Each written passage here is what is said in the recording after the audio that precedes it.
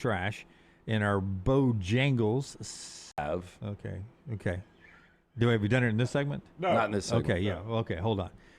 Charles Barkley, another hot and cold moment here, trying to put Justin Thomas on the hot seat about Alabama's loss to Indiana. This is news conference yesterday before the Arnold Palmer tournament that Thomas tees off in today. Mr. Thomas, welcome back. Thank you, Chuck. We're glad to have you back. My question is, first of all, he lied. You don't know how to read. You went to Alabama. But my question is, when Alabama was getting rolled by Indiana, where exactly were you at? I was at home. Yeah, I was at home, probably just looking at my phone, waiting for some kind of sarcastic text from you, or all of a sudden, all of these huge Indiana football fans that were friends of mine that I had no idea about. So yeah, I was. I should have reached out to you how you deal with big losses like that. I mean, you've gone through that more than I have, so I should have just asked you. That was well played. Thank you. Charles, and that's Joel Damon next to Charles, PGA Tour player, is a pretty big character too. So I assume that's a pro-am situation. Yeah, they just played in the pro-am. Now I don't know if JT and Charles played together. By the fact Charles is sitting next to Joel Damon, he may have played with Damon. That's a pretty funny moment, though. I like Charles. Charles is always, he gives it, but he'll take it as good as anybody. But I still, the weight loss from Chuck is crazy. Amazing. Yeah. I mean, he's a different looking person. Tell us about our friends at Hemphill, LT. Yeah, look, if you have any issues, whether it's plumbing, these are not ideal. Maybe the cooling issues when you're turning the AC on for the first time this year, you need to make sure you take advantage of the name Birmingham has trusted since 1954. That is our friends at Hemphill Services. Adam, Chad, Andrew, the guys there awaiting your call, whether it's plumbing, heating, cooling, home or business. Hard to stop a train. 205-229-2090 or hemphillservices.com. And right now at Bojangles, you can enjoy that Bojangler for a limited time, that Alaskan pollock filet with Bo's famous seasoning there. You can make it a deluxe, which adds lettuce, pickles, tomato, cheese, and tartar sauce. Right there for a limited time at Bojangles. Start your day putting up threes. The triple-double biscuit right now. Triple the protein with sausage, bacon, egg, and double the cheese. Right there on one of those scratch-made Bojangle biscuits. And like any breakfast at Bojangles, including the ham biscuits, too, for $5, you can get it with that brand new iced coffee, new to all Bojangles right now. And cap off any meal the way you should. A great dessert. We were talking desserts earlier. Here's a good one, the strawberry shortcake. Right now, strawberry cobbler. Dunaway had strawberry shortcake. Strawberry cobbler right now at our famous Bojangles. Make it Bo time. Any attempt to restrict drinking and driving here is viewed by some as downright undemocratic. They're making it laws where you can't drink when you want to. You have to wear a seatbelt when you're driving. Pretty soon we're going to be communist country. LT's Trash is presented by Bud Light. Communist country. Easy to drink, easy to enjoy. Should I know who this lady is? Now, we've heard about never meet your heroes before. It has never rung truer for some kids in Florida after a disaster of an event that left them and their parents disappointed. Oh, no. A meet and greet with the famed kids show host, Miss Rachel. Never heard of Miss Rachel. Okay, well, I feel better. Anybody heard of Miss Rachel? Brooks knows who Miss Rachel is. I have a 2 and a 3-year-old. Little kids. What's Miss Rachel do, Brooks? We don't really watch her much anymore. My son liked her. Next Round gear all in one place. NextRound.store. From our Next Round hats to the logo tees to the all-time best-selling Y'all Can Have the Rest shirt. You can look your best by shopping with us at NextRound.store. Take the Next Round anywhere with NextRound.store. It's Bo time. The Bojangles Chicken Rice Bowl is back. Get dirty rice, slow-cooked Cajun pintos, cheese, and your choice of chicken for just $7.49. But order now. It's only here for a limited time. It's Bo time. It's Bo time. The Bojangles Chicken Rice Bowl is back. Get dirty rice, slow-cooked Cajun pintos, cheese, and your choice of chicken for just $7.49. But order now. It's only here for a limited time. It's Bo time. I'm attorney Alexander Shinar, Alabama born, Alabama raised, and ready to fight for your rights. I have one of the largest firms in Alabama, and we are here to help you get the compensation you deserve. Call me, Alabama, 323-1000. Your representation is made that the quality of legal services being performed is greater than those of other lawyers. Jim Dunaway, Lance Taylor, Ryan Brown, Live from the Birmingham Racecourse Casino Studios, the next round, presented by Bud Light, is on now. Todd Fuhrman starts hour 2 of the show in 1 hour from now. If you're watching or listening to us live now, we'll talk Auburn, Alabama basketball in Tuscaloosa coming up in segment number 2. We always like to start off with something, that maybe is a little wow, and we got something this morning on the Dusty and Danny show. They had Brian Kelly on for an hour, Brian Kelly. That's a lot of Brian Kelly. And interesting stuff came out, but to me, the most interesting thing, cut forward, Tyler, Brian Kelly with Dusty and Danny on Sirius XM College Sports, channel 84 if you're a Sirius XM subscriber, and Brian Kelly talks about his old roster, his old job, the one Lane Kiffin has now. College football is not in a bad place. The revenue's ridiculous. Like, I don't even know how LSU's doing it, right? They're paying Lane Kiffin whatever. They're paying me. That's crazy. That shouldn't happen. But it is, because the money is out there. So the problems are real, but college football is still in a pretty good place. It's in a great place. And they're paying a $40 million roster, by the way, down there. I mean, maybe a little more. Yeah, maybe a little bit more. If you want to tell us how much more, we'd love that. With that being said, more than 40, I'll tell you that. Over 40. Wow, I'm not surprised. Wow, I love it when the former coaches start talking. I mean, I don't think LSU's afraid to spend money. I mean, back before he even talked about the over $40 million.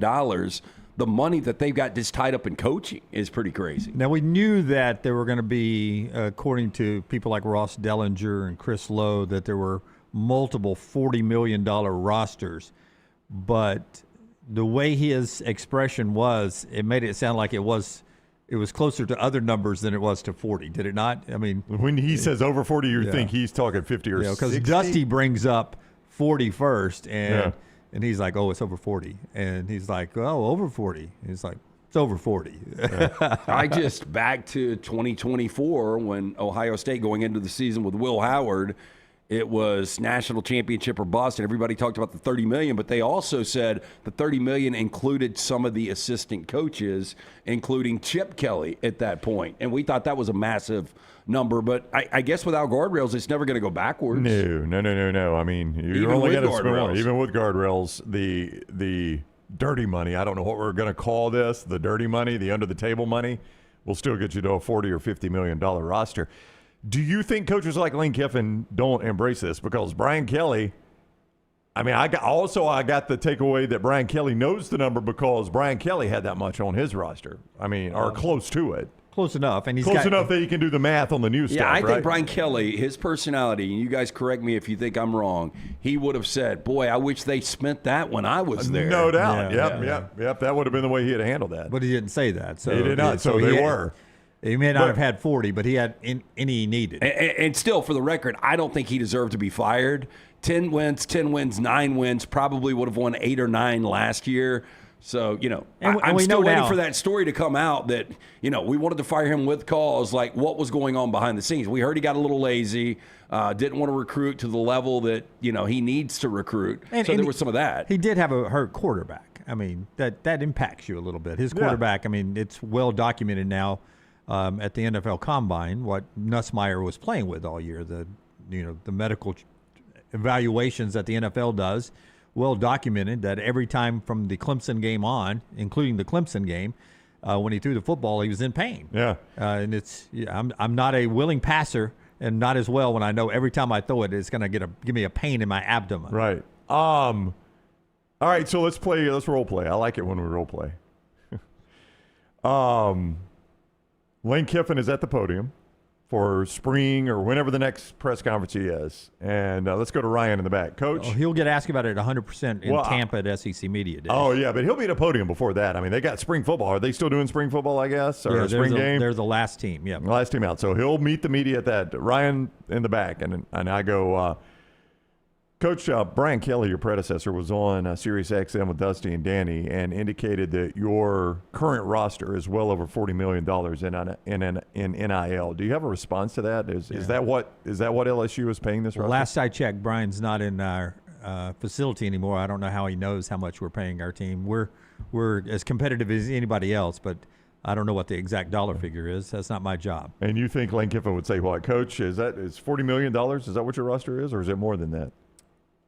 You know, we don't get into those numbers. Everybody that is important knows what that number is. Yeah. And, So both of y'all did what I thought you would do, and it's what Lane Kiffin will do, and it's what all these coaches do is they try to deflect that. Well, so let me ask you, why do you think they do that? Why do you think a coach is not willing to stand up and say, oh, yeah? Well, yeah. because 2 years ago, Ohio State had the highest paid roster, and they won the national championship. Right. You're supposed to win the national championship if you've got the highest paid That's roster. why they won't do it, right? That doesn't always work when you look at Major League Baseball and the NBA. But it may not always work. work. Major League Baseball now. Last 2 years it's been the Dodgers. And by the way, it was so funny. I sat down for lunch yesterday, and Bosa said, I've got this, and I forgot what it was, and you guys might have seen it. It gives me the World Series champion for the next 50 years. Just based on all these different criteria. And he's like, you're good. Dodgers are going to win it the next 2 years. And I was like, well, they should. And the Braves was like 2052 the next time they win one. How do you even know that? I know. Those people haven't been born yet. But while it may not actually buy a national championship, if I'm an LSU fan and I hear, even as much as I might hate Brian Kelly, if I hear him say my roster is $40 to $50 million, what are you thinking? If you're an LSU fan. You know, I used to say coaches that turned a blind eye to under-the-table payoffs.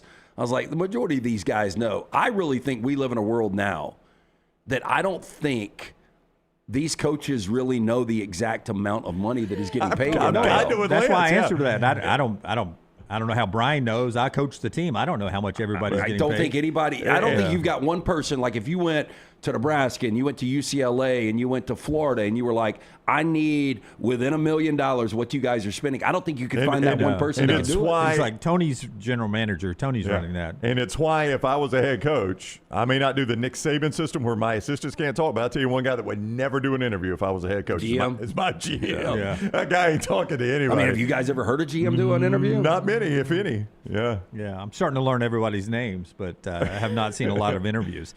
Just thought that was interesting from Dusty and Danny Sirius XM this morning. Brian Kelly was on really to talk about Lou Holtz and everything with the passing of Coach Holtz there. Brian Kelly, one of the, as I was hearing the interview, one of the few people that will be invited to the ceremony. So many people want to be there. It's an invitation type ceremony for the great coach Lou Holtz there. You can see that whole interview on the SiriusXM social media platforms and all of that, and maybe we'll give some more Brian Kelly interesting stuff about his getting fired at LSU too. And maybe we'll get to that maybe next week. Did he talk about that? He did. It's we'll save it for next week, but you don't really think you're getting fired. But you think you're planning for the future and got one more year. Yeah, and you're winning football games. And well, I thought out. Maybe in the offseason he gets fired. In season, I never saw that happening. But what's amazing to me is the majority of people believed he should have been fired. Yeah, it was the popular decision. Yeah. Well, mainly because of who you end up getting, right? So that makes a little bit of a difference. Before we hit a guy that's never won anything. I know, that's who everybody wanted, though. But he's a fun, sexy pick, man. He's a fun, sexy pick. Before you hit the spotlight, and we'll get to some more college football, and this is from our show that sort of has taken off in the college football, Southern college football conversation out there from our show this week. I want to say happy birthday to Mr. Fred. Fred Shannara, 89 years old, birthday yesterday. Alex's dad, big family guy, and happy birthday to them. Look at that picture there. Just when you can gather family together to celebrate somebody's birthday, especially a patriarch of a family there. 89. Look at the candles there and all those smiles. Happy birthday, Mr. Fred. Man, he's got a great photo. Yeah, he's got a great family. Had an opportunity to go to an event last year that Alex put on, and his entire family was there, including Fred. But boy, it is a close-knit bunch, and I know that's his mentor growing up, and I know how important family is to Alex. Yeah, so happy birthday, Mr. Fred, and hope everybody enjoyed that cake there, which looks delicious. The College Football Spotlight. Oddly enough, presented by our guy Alexander Shannara. He's in that photo. Shannara.com. It is the Shannara Spotlight we do every day. You know, Jim mentioned Mr. Fred. Where does Mr. Fred live, Jim? Do you happen to know that? Mr. Birmingham. Fred? He's in Birmingham, yeah. He's a Birmingham guy. So is Alexander. That's why Alexander wanted to build a firm in Birmingham, Alabama, to take care of his community. And it has been, I think Alex would even tell you, more successful doing that than even he could imagine. $2 billion recovered for his clients. $2 billion. That's what you get with our guy, Alexander Shinara, a local guy. When you find yourself in need of an attorney, Shinara.com, Shinara.com. You don't pay a dime unless they win your case. With Alexander Shinara Trial Attorneys, Shinara.com. All right. Yesterday, was it yesterday Andy was on the show? Andy Staples? No. 2 days ago. Wednesday, yeah. Well, back on Wednesday, Andy Staples was on our show from On3 Sports, and he gets asked a question from Lance about Auburn quarterback Byrum Brown. Do you have Byrum Brown on that backside of the top 5, though, going into the season? I would think so, because he's so effective throwing the ball and running. And you can say, well, that's just at USF, but like we saw him going to Gainesville against, like, Florida's defense wasn't bad last year. That Florida's defense wasn't the problem. And we saw him going to Gainesville and beat Florida. I think Byrum Brown, if things go well, and I think Alex Golesh has put pretty good talent around him, but we'll see with the offensive line. It really will depend on how good that offensive line is.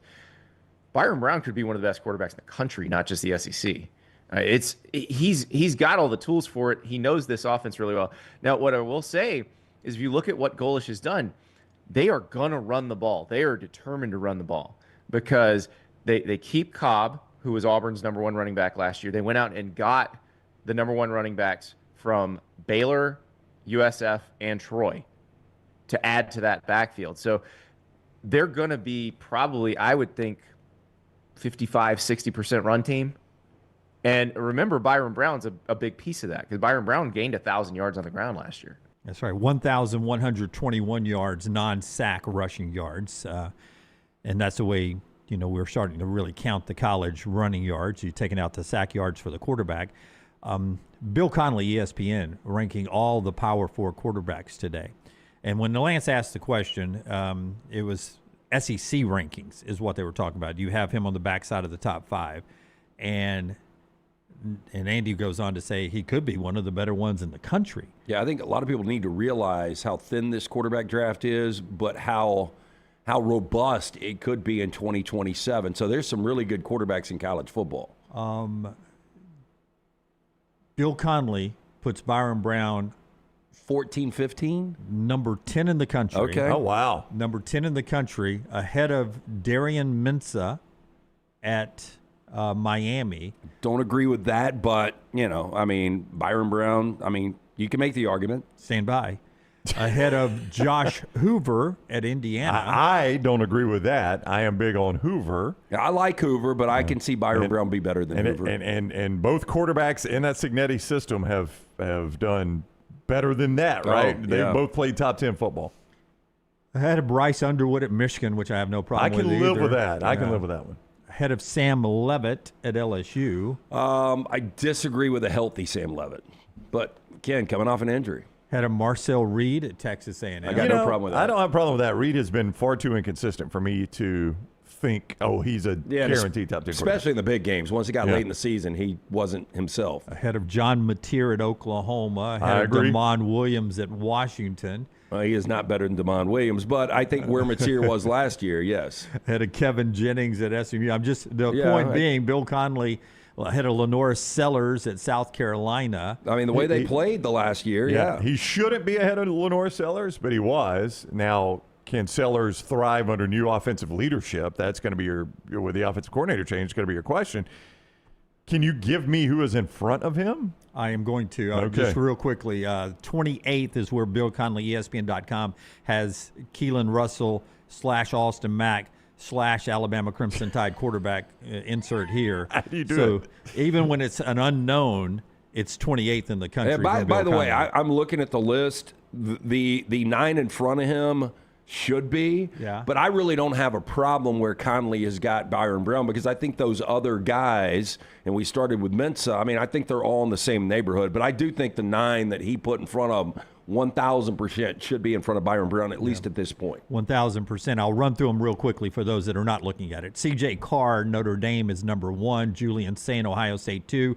Trinidad Chambliss, if he's able to play. More on that later. Number 3 at Ole Miss. Arch at Texas is 4. Biava, USC, is 5. Dante Moore, Oregon. Drew Mestemaker, Oklahoma State. Gunnar Stockton, Georgia. And Brendan Sorsby, Texas Tech. That's Bill Conley at ESPN.com. Yeah, all those guys are proven except Mestemaker. Mestemaker, we talked about him and Andy Staples had a great story about Mestemaker and, what he was in college and how he came to North Texas and started playing for Eric Morris, and now he's going to Oklahoma State. But Mestemaker could be in that John Mateer. I mean, we just don't know. At North Texas in that system, against that competition, he was great, but now he steps it up a level. Yeah, when you read that 9, there's nothing that jumped out at me that said Byrum Brown should absolutely be in front of that. And really the only one behind him that I would argue about, and it's hard to argue because I haven't seen him play at Indiana yet, and I haven't seen Brown play at Auburn yet, but I have seen him play under Golish, is Josh Hoover. That's a guy I would campaign for to be in front of Byrum Brown. I will say this, man, you get top 10 play, you get him right there where he is in that group, and I think Auburn is a playoff contender. Will they be in the playoffs? I do not know, but I think they would certainly be in the mix if he plays to that level. If he plays top 10 Bill Conley quarterback level, they are at least in playoff discussion. Oh, I would agree. And at that point, you got to look at this. I mean, there are 3 quarterbacks in the SEC in front of him. So if we're just, typically, teams are as good as their quarterbacks a lot of times. And if you're one of the top 4 quarterbacks in the SEC and you're one of the top 4 teams in the SEC, you're going to be in this college football playoff. Okay, but you heard Andy say running the football, and Byrum is really good at that. Now do wide receiver room. Who's left? I'm not putting you on the spot to name the guys. I got 2 big guys to keep an eye on here, but that room has changed tremendously. Yeah, the most significant departure is Cam Coleman, and there's not an Auburn fan out there that wouldn't tell you I would love to see Cam Coleman play with Byrum Brown. And they're right to say that. Who wouldn't want to see Cam Coleman play with Byrum Brown? That's the sad part about Cam Coleman, if you're an Auburn fan, is you went out and recruited him, you got him in a hotly contested recruiting battle, and you wasted him in your jersey because you never had good offense continuity and a good quarterback to throw him the football. And now you finally got whatever the offense is, you know you got a good enough quarterback to get him the football. And you're going to have to see that happen at Texas now. And that's hard to swallow when you win the recruiting battle for such a good player and then you waste him in your jersey. Justin Hokanson, Auburn Live on 3 Sports. Keep an eye on Duke Smith and Bryce Kane as Auburn starts spring football. If you're wondering, 35 players back off of last year's roster, which shouldn't bother anybody. The last couple of years, they've been recruiting well, but it hasn't been resulting in wins. So when you get a new coach, roster changeover is fine. I'll go ahead and say it for Lance. Just look at Indiana and what Kurt Cinetti did. So 35 players back. Duke Smith, Bryce Kane, 2 young 4-star receivers. Not the 5-star wow guys that Auburn fans are used to, but Hoke and the folks at Auburn Live making a point that those guys could be really, really good in that receiver room. And Byrum Brown, being able to run the ball will help you out a little bit. Well, we talk about Byrum Brown, and you mentioned this yesterday, and Cole Best, his center, both of those guys coming over. And we also talked about the Cignetti-James Madison effect that it had on Indiana with those guys really developing and playing well at that level. But Chase Nimrod, Christian Neptune are 2 receivers from South Florida that have familiarity, obviously, in this offense and have rapport with Byrum Brown. So those are 2 receivers you can't sleep on either. I will say this, Keyshawn Singleton was the 6th, in terms of yards per game, 6th best receiver in the American. And it is the best receiver, numbers-wise, from South Florida that has come to Auburn. Yeah. So if you're looking for all 3 of those guys. Yeah, if you're looking for the transfer from South Florida that's already got the rapport with Byrum Brown, Keyshawn Singleton seemed to be the best. Yeah, I was just talking about guys who are left over on the roster. I completely understand. I was just pointing out that that's the one guy that had the best rapport with Byrum Brown. Yeah, absolutely. You bring in the USF guys will be really, really key. Yeah.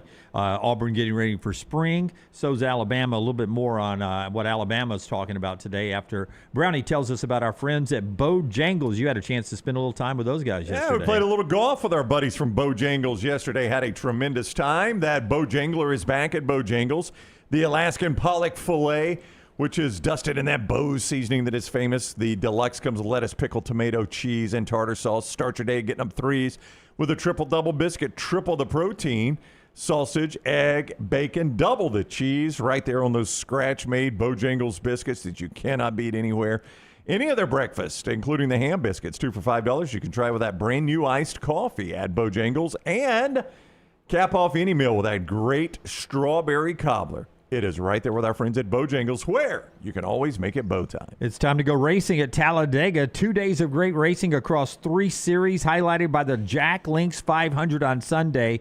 Be at Talladega to witness all the exciting, unpredictable super speedway racing as the sport's biggest stars battle it out for the win. It also doubleheader racing with the ARCA and the O'Reilly Auto Parts Series on Saturday as well. You can get your tickets. Buy them right now at TalladagaSuperspeedway.com. TalladagaSuperspeedway.com, 877-GO-TO-DEGA. And don't forget to upgrade to the Garage Experience, the most immersive garage experience in NASCAR. Access to the NASCAR Cup Series Garage Bay viewing areas, the pre-race ceremonies, the driver question and answer sessions, and the Mobile One Victory Lane trophy photos, and so much more. That added experience right there, TalladagaSuperspeedway.com. Yay, Alabama, where if you're an Alabama fan, you should be a member of that. Yay, Alabama, our buddy Aaron Suttles, part of that group over there, released today new uniform numbers, some number switches, and the newcomer numbers. The biggest one a lot of people are talking about on the offensive side is Ryan Williams. First, a little name change. Yeah, he is going to go with a hyphenated name, as Scott shows you there, wearing jersey number 1, Ryan Coleman Williams. And in case you wonder why Coleman, his mother's last name, his mother Tiffany, her last name is Coleman. So paying tribute to both sides there with his given name of Williams and his mom's name of Coleman. And he'll be in jersey number 1. So it's going to look like a totally new player. He's not 17 again, but he's getting a little bit of a start over at Alabama. Yeah, Latsier Brooks is going to wear 3. Yanze Pierre is picking up that 0. So he's going to have that. If you're looking for Cedarian Morgan, he's number 8. Big receiver coming in. And E.J. Crowell, the 5-star running back, is going to sport number 13 as Alabama gets ready to take the spring practice field coming up. I know it's just a number and a name, but you do wonder if for Ryan Williams, part of this is just kind of a reset. Control-Alt-Delete. Let's just kind of reset where I am and change my mindset and change a lot of things. Don't know. I'm just speculating there. And I think Alabama fans would be open to that idea. Maybe get back a little bit more of the 17-year-old Ryan Williams. That's been the best football he's played at Alabama. We'll get to the basketball news coming up in the next segment. Alabama with a big recruit, and, of course, Auburn and Alabama playing important basketball Saturday against each other. Bigger for Auburn when it comes to the bubble and the NCAA tournament. That is coming up in our next segment. But there was news off of the field yesterday in college football. The NCAA is appealing the Trinidad Chambliss injunction to the Mississippi Supreme Court. Is it a 1-page filing? Nope. 2-page filing? Nope. 658 pages. The NCAA is supporting their belief that Trinidad Chambliss should not be allowed to play. I'm not going to get into the legalities, and Tom Mars says he's going to make the NCAA spit chiclets, his quote. He's going to make them pay for appealing this. You know, we talked about yesterday when you do the consent on an upgrade or that we never look. Who reads the 658 I don't know. pages? Has anybody even summarized it? Somebody has to read it in that court, I assume, at the Supreme Court. It's somebody's job. But they've got they're appealing it, and they got 658 pages to try to back it up. What if it doesn't go well for Trinidad Chambliss and Ole Miss? What if he doesn't play? Boy, that changes. We're already questioning whether Ole Miss is in the playoffs. At least you were yesterday. We were talking 7-5, 8-4, maybe. Yeah, this is big. Yeah, it's huge. And then for Trinidad Chambliss, you know, what are if this doesn't happen and he can't play at Ole Miss this year, you know, is he in play for the NFL draft, or is it more supplemental draft? And you've got teams the trickle down, how this could affect a guy like Ty Simpson. No because doubt. if I can pick this guy up in the supplemental draft, and we never see that. I mean, and by memory, I'm trying to remember how it's done in the supplemental draft. Well, if I remember correctly, unless it's changed, you submit it privately, and there's no order. It's almost like you put it in an envelope, and then they open them all up, and it's like, the Rams offered a second-round pick. But the Jets offered a first-round pick, and then I'm trying to that's how remember. it's done. Josh Gordon was a big guy out of the supplemental draft, former receiver out of Baylor. Brian Bosworth was in the supplemental draft. I think you lose your position next year in the draft. That's what I was about to ask. Well, what you're saying, and I think you're right Terrell about this. Pryor was in the supplemental draft. Yeah, what I think, I do remember that. Is you say we'll give up our first round pick next year. Yep. And if you're the highest bidder, you get him. That's right. Now, if two teams go first round, I don't know which one of those is going to be the better break. So I don't know how they break that tie, but yeah, they haven't had one for 2 years, I don't think. So this is what you're talking about is incredibly rare, and it's even more rare for a player of his caliber. Yeah. Now, and remind me, Ferris State didn't file the proper paperwork is the reason that he's in this situation. I mean, I think this is kind of cut and dry. Let the kid play. Yeah. It's always been easy for me to let him play. Is this just the end? None of us are attorneys here, but it seems that this is the NCAA. They're having to defend this vigorously because they got to fight other cases too. They can't just take their L and walk away. The easy USA Today version of their argument is he was playing at an NCAA school. Right. This is opposite from the junior college argument that has been going on for Diego Pavia and others. But they know they may lose this, but I got to fight it. I can't just walk away or that hurts me down the road. Yeah, that's what's happening off. Let's jump to our viewing menu here today, brought to you by our friends at Michelson Laser Vision.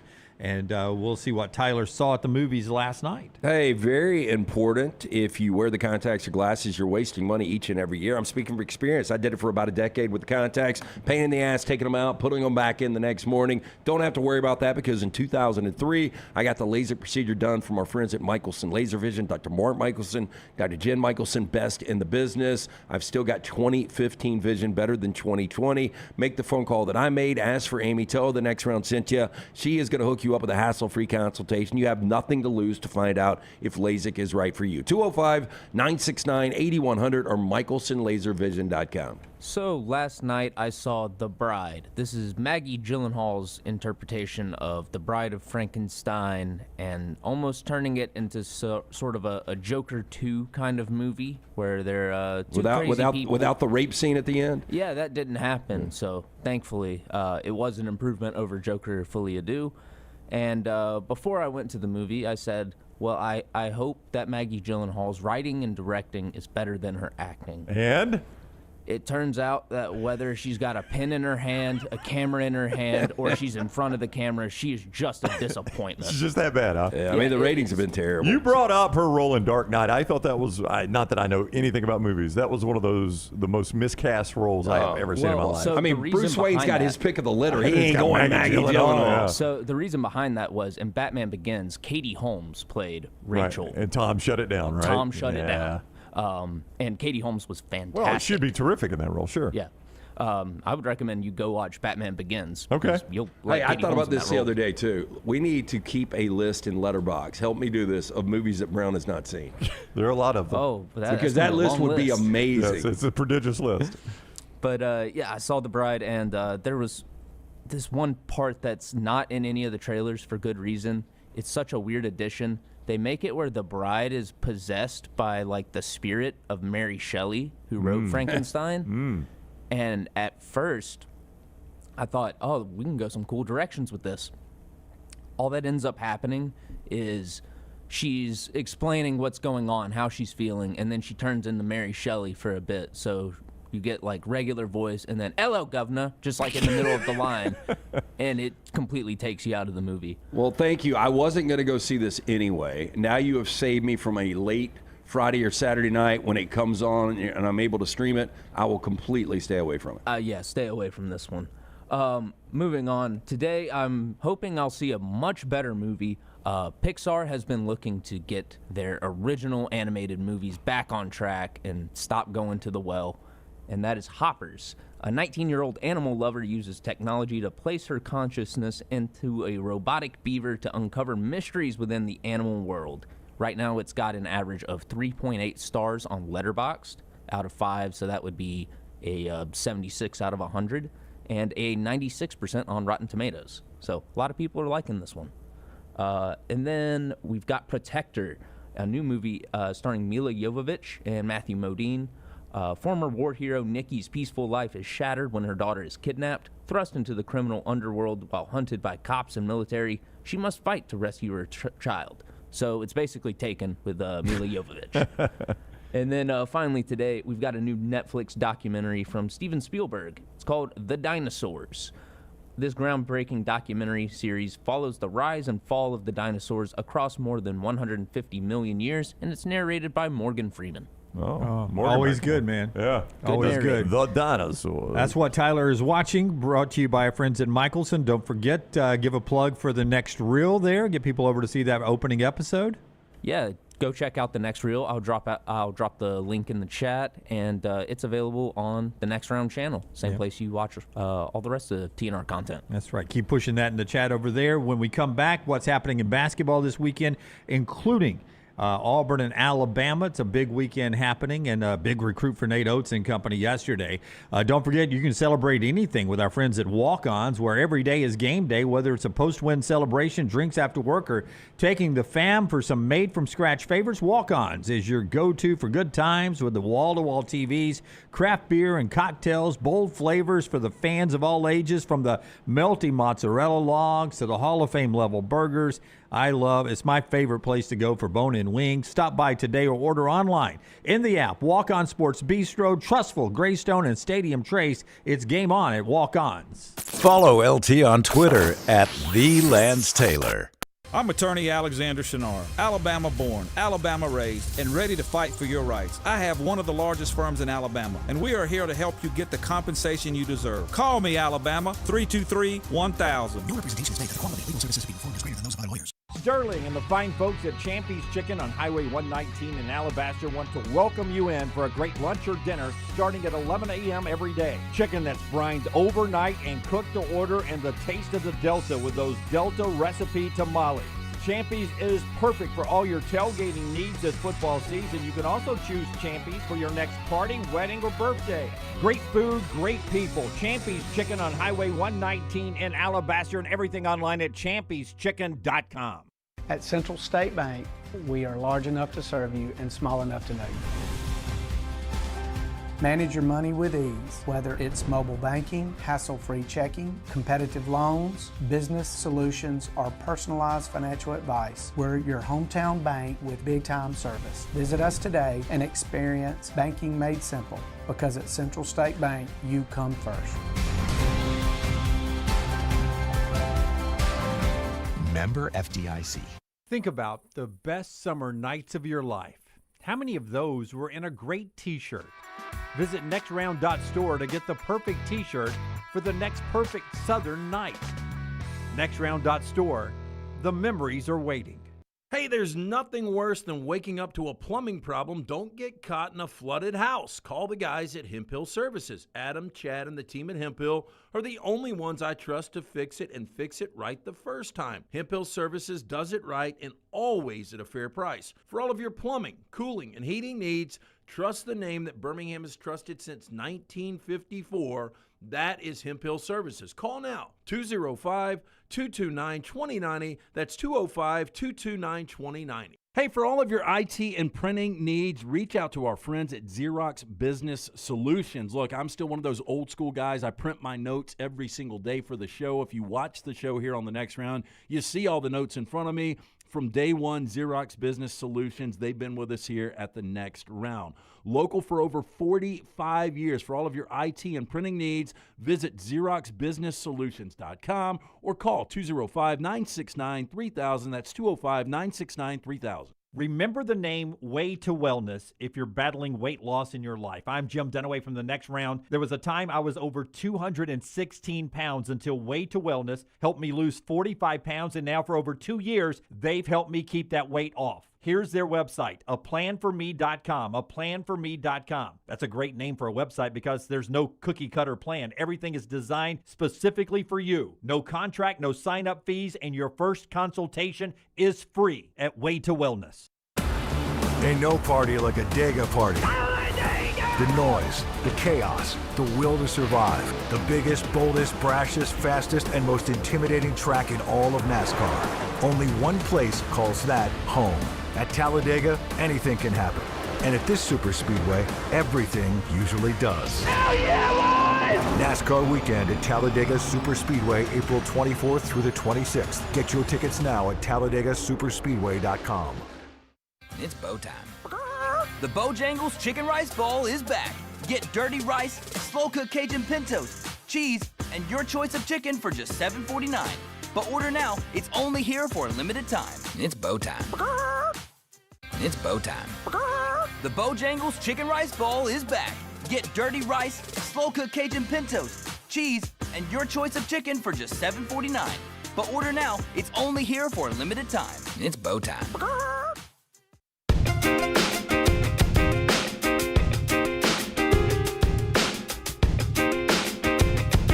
Basketball conversation here before the big Auburn-Alabama game. Forrester, I'll leave it up to you to let me know if Lunardi drops another one-sheeter since last night or whenever. You tell me when you have it, and we'll drop it in any time during the show.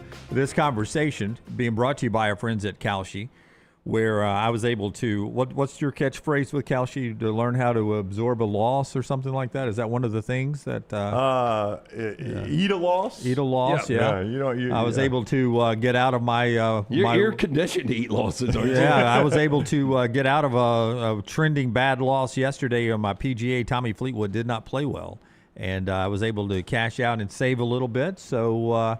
that's how it works with Kalshi. I took a position there. Don't have one yet today, as I only play one a day now, and that broke a 6-day correct position. 5. I had 5 in a row.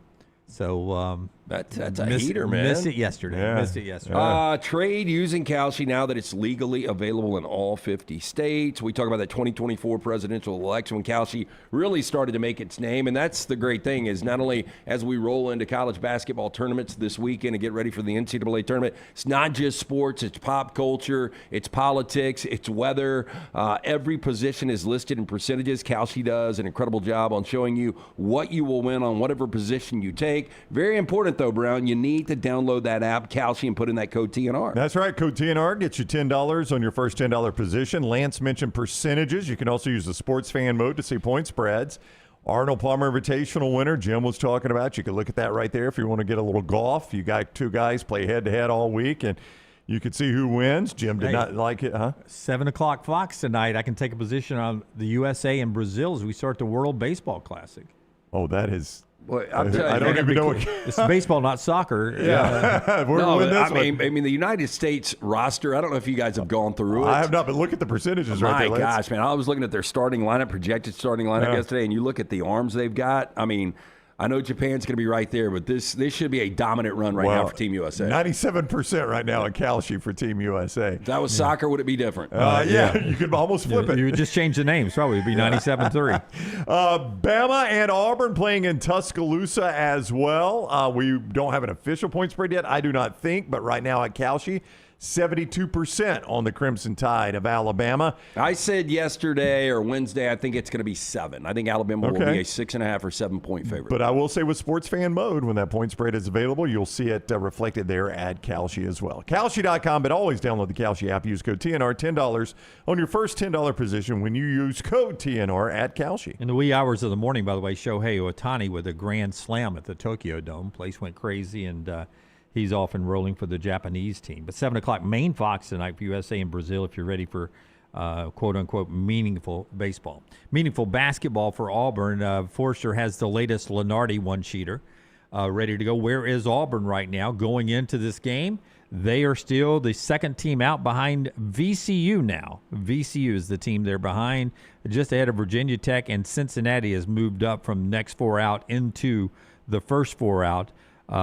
Cheering against, I would imagine, Santa Clara, SMU, Indiana, New Mexico. But for Auburn, a win over Alabama would go a long way to at least putting them into a different conversation piece.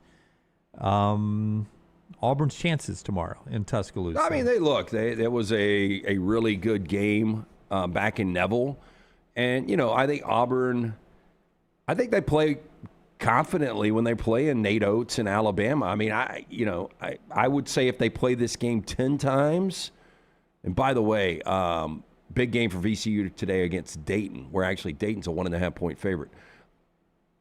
If they play this game 10 times, I think Auburn wins 3. Last time they played, we discussed it this way, that Alabama had an obvious backcourt advantage and Auburn had an obvious frontcourt advantage. There were those in the chat who live and die by the analytics sites that told us we had that all wrong, but lo and behold, Auburn out-rebounded Alabama. They owned the points in the paint, and then Alabama won the game in the backcourt. And I think it's probably even a worse matchup now for Auburn than it was then. I think Alabama's backcourt has only gotten healthier and better, and this Auburn backcourt is not what they were the first time that they played Alabama. When you say backcourt, not necessarily shooting from outside the arc. Alabama's guard play is what you're talking about. Yeah, Alabama's got one of the best backcourts in America. Yeah, they did a really good job of getting to the rim, and when they're able to get to the rim and take the pressure off of them just firing up threes, that's when Alabama is really, really good. They were doing that in the Tennessee win. And it's just guard after guard after guard that Alabama brings at you, and Auburn doesn't have that type of backcourt. Well, and we do. I mean, outside of this past week against LSU, we talk about how Auburn has struggled against some of these, scoring guards that are able to go off. And, Alabama's got 3 of them at any point. Yep, and that's what Todd Pettiford was talking about after the LSU win, is how Auburn has to continue to play that kind of defense against Alabama this weekend. Honestly, we knew we can do, we can guard and we can stop teams when we needed to. It was just putting together multiple possessions, and that was something that, Coach, he echoed a lot in practice, and we as a team, players, we echoed it together, just knowing that, if we stop if we stop players on the other team, we know we can score on offense. So just taking pride in that and, knowing that that's going to be the major key of us winning games and not winning games. Yeah, back to the first matchup, Auburn led that game by double digits. They led for the majority of the game, but Alabama was able to pull it out because they shot 54% from the field. All right. 54% from the field, again, which is key. Taking a little pressure off of the three-point shot, the ability to them to get some of those easy looks at the hole is important for Alabama and for Auburn too. Auburn is, when they're at their best, they're getting to the rim. Keyshawn Hall is driving to the hole and such. One thing that has helped Alabama during this, they're on a one-game losing streak now, but 8 of their last 9, is Latrell Wrightsell has been healthy. Here's Nate Oats talking about what Wrightsell has brought to this team this point in the year. Look, it's his last year in college basketball. He sees it. He's been he's the one guy. We're the only team in the country playing a Final Four in the Elite Eight the last 2 years, and he's been a part of both those. And he knows what it takes to win in March, and that wasn't it, and he knows it. So we need somebody like him, and he's doing it, and probably somebody else and some of our other leaders and better players to have the sense of urgency that he has, because he's got a sense of urgency right now. Yeah, he really does, and he's been a big splash. Yeah, and let me sound contradictory here, but Okay. I'm going to say this. I think college coaches, I've said that a lot of people who live and die by the analytics in the chat and in our audience sometimes fire back at us with stuff, and I think coaches have created that because they quote analytics all the time. Here's one for Auburn that is alarming in this game. Their defense, and Torvik is 118, and Ken Palm is, and this is just defensive efficiency, 116. So it's about the same, right? Torvik will take it a little bit deeper, though. Their effective field goal defense percentage, okay? Yeah. So this is what teams shoot against them. They're 298th in the nation. Yeah, that's what LT's been pointing out every time he talks Auburn. He's been giving you how these guys have been scoring 30 points. And it's not just random that happens. I mean, the numbers back it up, Lance. Yeah. They do not defend the perimeter well enough to beat a team like Alabama if Alabama's on shooting. Yeah, and back to Wrightsell, 14-plus points in 6 of his last 7 games. And back to the first meeting, that was Bediako. We haven't talked about Bediako in the last couple of days, which Thankfully, is good and pretty amazing. But Bediako had his best offensive game against Auburn earlier this year. I mean, he's 5 of 5 from the field, 12 points, which, that's a big offensive production from Bediako back in the day, and you don't have to worry about that if you're up. And he was a rim protector, too. He was. That cut down on Auburn driving to the rim. Won't be there. Big game for Aiden Sherrill. We can say that every time they play. Two more huge things involving Alabama and Auburn basketball after Brownie tells you about our friends at Central State Bank. It is the bank that is big enough to meet any need you have, but they're also small enough to know you because they are a community bank. They've been serving Central Alabama for more than 100 years. So locations throughout Central Alabama, they're right where you need them to be. Now, why does it help to deal with a community bank? Well, number one, the people that work there and make decisions primarily live in your community. They know who you are when you walk through the door. They want their community to succeed. It's not just some massive bank that is just looking to turn the next check. They want the community to succeed, and that's what you get with Central State Bank. So they're small enough to know you, but big enough to meet every single need you have. It's Central State Bank. Member FDIC. Hey, and you need to make sure you're getting the proper 8+ hours of sleep every single night. Our friends at O'Neill Medical and CPAP Plus, they can help you out with that, Brown. I ran into our buddy Joe O'Neill yesterday. I bet I know where. Hey, new customers, stop in. If you're looking for the personal service, the best CPAP gear out there, visit CPAP Plus. 5 locations from Joe Woody O'Neill throughout the state of Alabama. 3 right here in Birmingham, Pelham, Highway 280 in Trussville. Stop by CPAP Plus. You're going to find the best service and equipment all in stock, ready for you with hundreds of 5-star Google reviews. Trust CPAP Plus for all of your CPAP needs. CPAP Plus, where every night matters. For more information, o'neillmed.com. Alabama's recruiting class is another spectacular one. And they got the number 17th player in the country, according to ESPN, top 30 on everybody's board, Jackson Richardson yesterday, 6'6", small forward.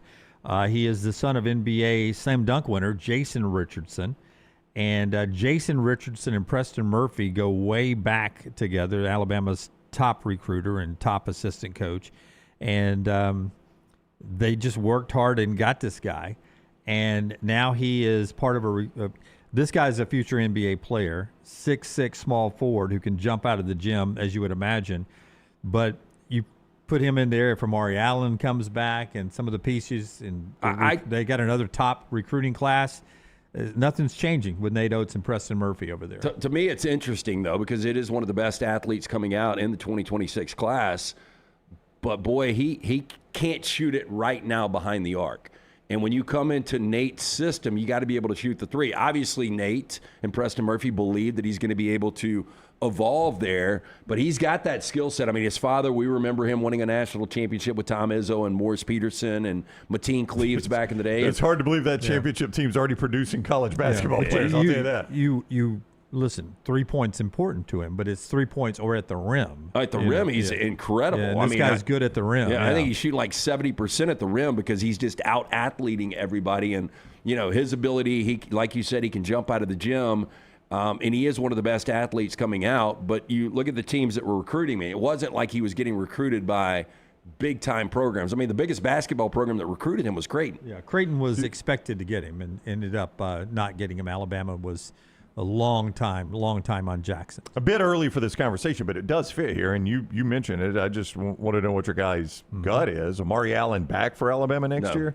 No, I mean, I think he should come back. I think he'll be back. You do, so we're split. Yeah, I we talked about this on Bama and Bourbon. I don't know if it was on mic or off, but I agree with what Aaron said. It's kind of like Phylon. Phylon probably would have gone into the first round, but not exactly. That's kind of where Amari Allen is. Phylon coming back has solidified himself, maybe even the back end of the lottery. Yeah. So, I mean, Amari I think Allen he should come back, yeah. But I think he's going to be a first-round guy. I was going to say exactly the same thing that Phylon experienced. He's going to get there, and it's going to be more, near the end of the first or start of the second round. And then with NIL money, you come back and you play your way up the draft and make it an automatic that you're going to go first round. That's why I think he'll come back. Yeah, I don't think you can roll the dice with the drop in the contract, the way it sets up, the money. Guaranteed, not guaranteed. Yeah, because Amari Allen probably will be the highest paid player on this roster if he comes back next year. If he comes back, I would imagine he is. But it's he'll do what everybody does. He'll put his name in. He'll go to the NBA Combine. Why would you not? It's a free look there. The other thing I want to get to before the top of the hour, and Fuhrman joins us from Vegas coming up at 10 o'clock, hour number 2, I should say, as you watch this at whatever time you're watching us, is Stephen Pearl. I did a TV interview today, and people, one of the questions was, are people starting to ask, did Auburn make a mistake hiring Stephen Pearl?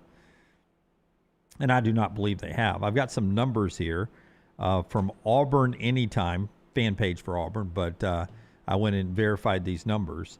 Todd Golden's first year at Florida, and when he got to Florida wasn't broken. Mike White had them pretty good. They were not. Yeah.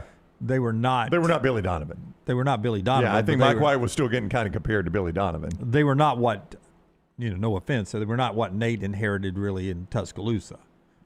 I would say Oats inherited a worse situation than Todd Golden. Is that what you're saying? Yeah. I would Maybe agree with it you. was close. Todd Golden, 16-17, no tournament his first year. Mm-hmm. And by his second year, they were 20-plus wins, 7th, and everything else speaks for itself. Nate Oats was 16-15 his first year with no tournament. Everything else since then has been pretty darn good for Nate Oats. Really good. Rick Barnes, 15-19, no tournament first year. In fact, he went 16-16 after that. You can go to Will Wade, Eric Musselman. So what Stephen Pearl is doing, and really in a more difficult time with roster retention, is even harder. It's always been pretty free-moving in basketball, but Stephen is sort of throwing out there what a lot of really good coaches end up throwing out there in the first year, especially when you only have one player back off of the Final Four team. Now, the counter to what you just showed right there from a lot of people would be, but Nate Oats, Todd Golden, Rick Barnes, who else was on there? Eric Musselman. Those guys did not take over a team that just went to the Final Four, Jim. Yeah, neither did Stephen Pearl. That's the counter to that argument is, but in this world, you take a team to the Final Four and you got a brand new roster, save one player. So, I mean, that's always going to be, people will look back at it and say, I think sadly they don't look at the roster, they look at the program. That's right. And that's what I'm saying. People will look back at it and say, but he took over a team that just went to the Final Four. Now, I do think that's an important part of the discussion. I don't think you can ignore that. Even though the roster is turned over, you're probably going to get a pretty good roster for a team that just went to the Final Four. And the coach, when those players jumped on the roster, was still back. So I do think it is. I think there is a bit of an apples and oranges comparison there. But I mean, I don't think you can judge anything on a year one. I mean, you got to give the guy time. People are going to naturally ask the question, and if they lose Saturday, it's going to be a uphill climb to make the tournament. And the question is only going to get louder. Do you think there will be an Auburn presence in that building? Not what it used to be. No. It's the 4th most difficult ticket in college basketball. What's the average? Does it have average price? It was 7th when I saw it this morning. So it's climbing. Yeah, 125, I think. That's your get in, or that's your average? That's your get in. Yeah. What do you think the get in for UNC Duke is? That's Cameron. It was over $1,000. Yeah, $1,300. Yeah. That's a fun weekend of basketball coming up. Last regular season for the major conferences. Other conference tournaments are ongoing, including a little buzzer beater last night.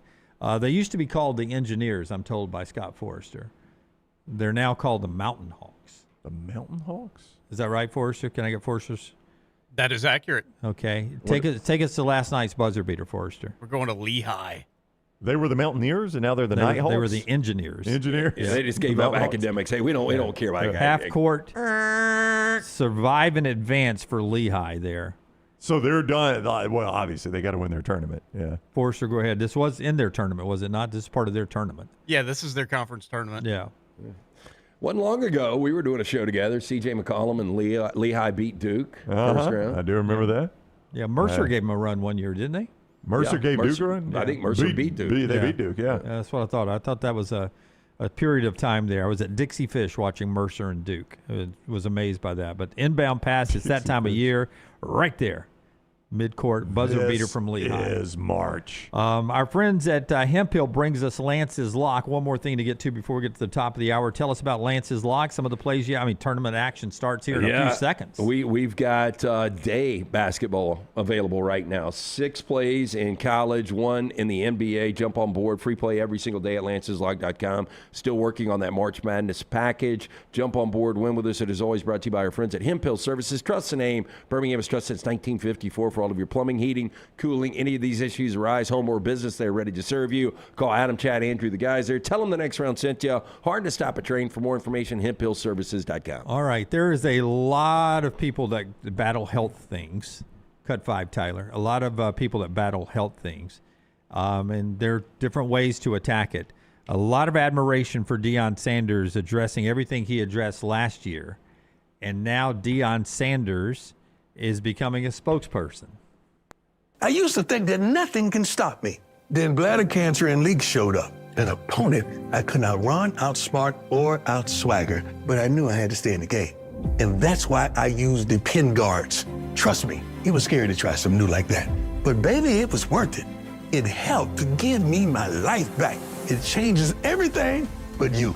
Take it from me, don't be afraid to try the pin guards. Yeah, I said it. It can do for you what it's done for me.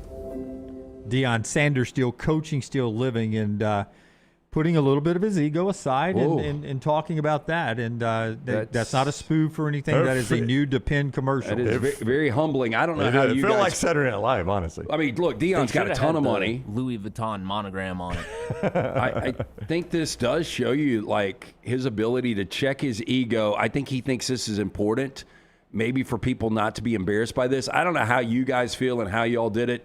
And I know people won't believe this because they think that we're the ultimate sellouts, but I never endorsed products that I really didn't believe in. And I'll never forget, like, Spectrum and Charter wanted me to do live reads for them, and I never would. I was like, I don't use your product. Like, I'm on DirecTV. Meanwhile, Dunaway and I used the heck out of it, and we thanked you for saying no. It was a great deal for us. For a long time, we used it. There was just certain situations I didn't want to endorse it, so I would assume that he is a user. Oh, yeah. He talked about that last year, and that he was going to be using them in his life, not just on sidelines during the games. But he uses them every day. Man, I mean, to be that vulnerable, though, Brown, when you're out there recruiting 17, 18-year-olds sitting in their living room, Primetime was just one of those invincible forces, one of the best athletes we've ever seen. But I'm with Lance Dunaway. I think Prime's got the money. I don't think this is a cash grab. Oh, not at all. This is I think this is he uses the product and realizes it meets a need for people that have faced what he faced. It's exactly what Lance is talking about. Is that if I can be open about this, you shouldn't be ashamed you're using it too. Look, people get incontinence, and that's, I dated a girl that years ago that sold medical supplies, and she helped out people with incontinence. And, it's really sad. I mean, it was happening to people in their 30s and 40s where you can't control when you go to the bathroom. And imagine having to be in public. Imagine him on a sideline with his ego. Could be so embarrassing. Yeah. So, like, this is, I give him a lot of credit, man. Yeah. I mean, that's stepping it up for Deion. That's why I put it in the show, so that we could give him his flowers there. A+ can make your house look better. We'll get to Todd Fuhrman in Vegas after Brownie tells us about the great folks at A+ that have done work both at Lance's and Brown's house. That is correct. My wife and I bought our house 10 years ago last August. And one of the first things we looked at when we bought it was the master bath, as you do. And we're like, yeah, I want it a little bit darker. I'd like it updated. It's kind of dated there and could be a little more functional. I'd do this, wouldn't do that. But we went in and bought the house, right? Now, we gave a lower price because of the master bath. I'm just going to be honest with you, but we got that good price, and we immediately started looking for someone to do the job, the update for us, right? Well, we kicked the can down the road a minute, but my wife, Jennifer, when it came time to do it, we finally said we're pulling the trigger. She scoured the internet looking for the right person for the job. It was our guy, Brad Bell. She continuously came back to his name, so we got Brad to come out and look at the job.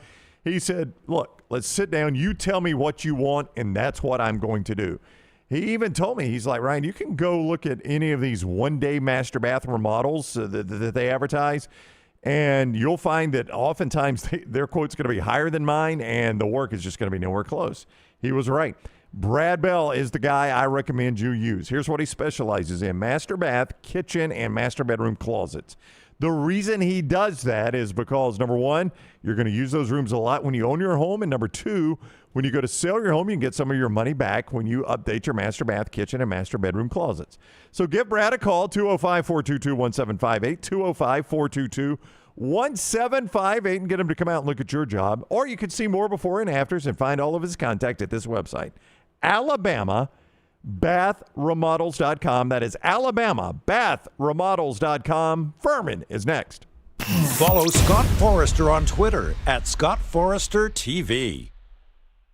I'm attorney Alexander Shinar, Alabama born, Alabama raised, and ready to fight for your rights. I have one of the largest firms in Alabama, and we are here to help you get the compensation you deserve. Call me, Alabama, 323-1000. Your representation is made that the quality of legal services being performed is greater than those of other lawyers. To everyone who craves a fresh meal made just for you, let our team member Jacob share what's special about Culver's. In Wisconsin, our food comes from the heart, and taking the time to handcraft your meal with care is how we've always done it at Culver's. It's why your Butterburger doesn't touch the grill until after you order.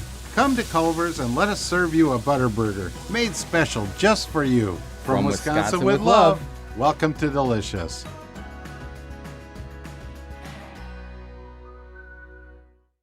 At Central State Bank, we are large enough to serve you and small enough to know you. Manage your money with ease, whether it's mobile banking, hassle-free checking, competitive loans, business solutions, or personalized financial advice. We're your hometown bank with big-time service. Visit us today and experience banking made simple, because at Central State Bank, you come first. Member FDIC. Get all your favorite Next Round gear all in one place. NextRound.store. From our Next Round hats to the logo tees to the all-time best-selling Y'all Can Have the Rest shirt. You can look your best by shopping with us at NextRound.store. Take the next round anywhere with NextRound.store. Storm season is here. Make sure you have a plan of action in place right now. Greg from Pell City and Storm Restoration Roofing should be your first call when storms hit. Insurance companies love working with Storm Restoration Roofing because of Greg Nelson's name and reputation in the industry. When storms hit, call Greg Nelson. He's local, 205-542-3531. He's the home of the free no-cost roof inspection. Greg from Pell City on Facebook, 205-542-3531. It's Storm Restoration Roofing. Hey, let me tell you about our friends at Urology Centers of Alabama. Compassionate and comprehensive urological care with 35 physicians, 17 locations across Alabama. Their patient-centered approach to all of your urological needs. Remember, they've got that new men's health center. It is beautiful, helping men with a wide range of sensitive male issues in a comfortable environment. You can always go online, visit urologycentersalabama.com, schedule an appointment with one of their many urologists today. Hey, for all of your IT and printing needs, reach out to our friends at Xerox Business Solutions. Look, I'm still one of those old school guys. I print my notes every single day for the show. If you watch the show here on the Next Round, you see all the notes in front of me. From day one, Xerox Business Solutions, they've been with us here at the Next Round.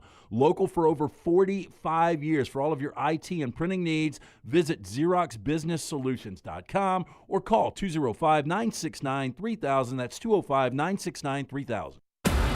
Ain't no party like a Dega party.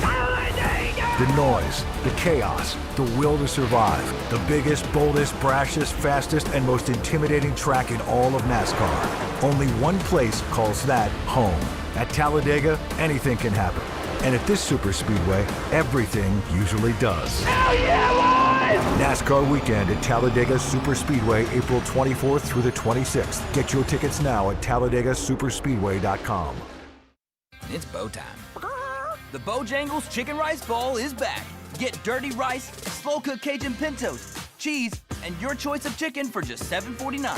But order now. It's only here for a limited time. It's bow time. It's bow time.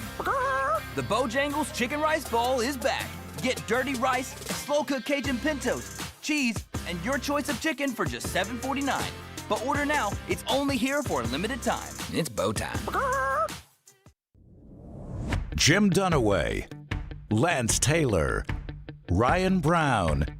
Live from the Birmingham Racecourse Casino Studios, the Next Round, presented by Bud Light, is on now.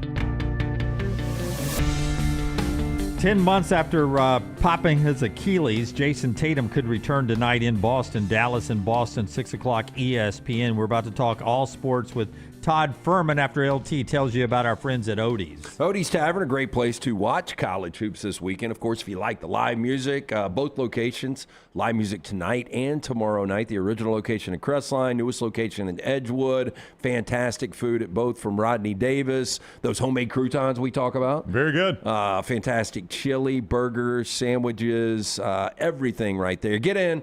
Ice cold beer buckets as well with the Bud Light. See Will Haver and the great staff. Birmingham Institution at Odie's Tavern. All right, Todd Fuhrman is CBS Sports, former odds maker at Caesars Palace. Had Todd Fuhrman on social media, and he joins us now on the Alexander Shinara Trial Attorneys Hotline. Welcome in, Fuhrman. How was your Friday so far?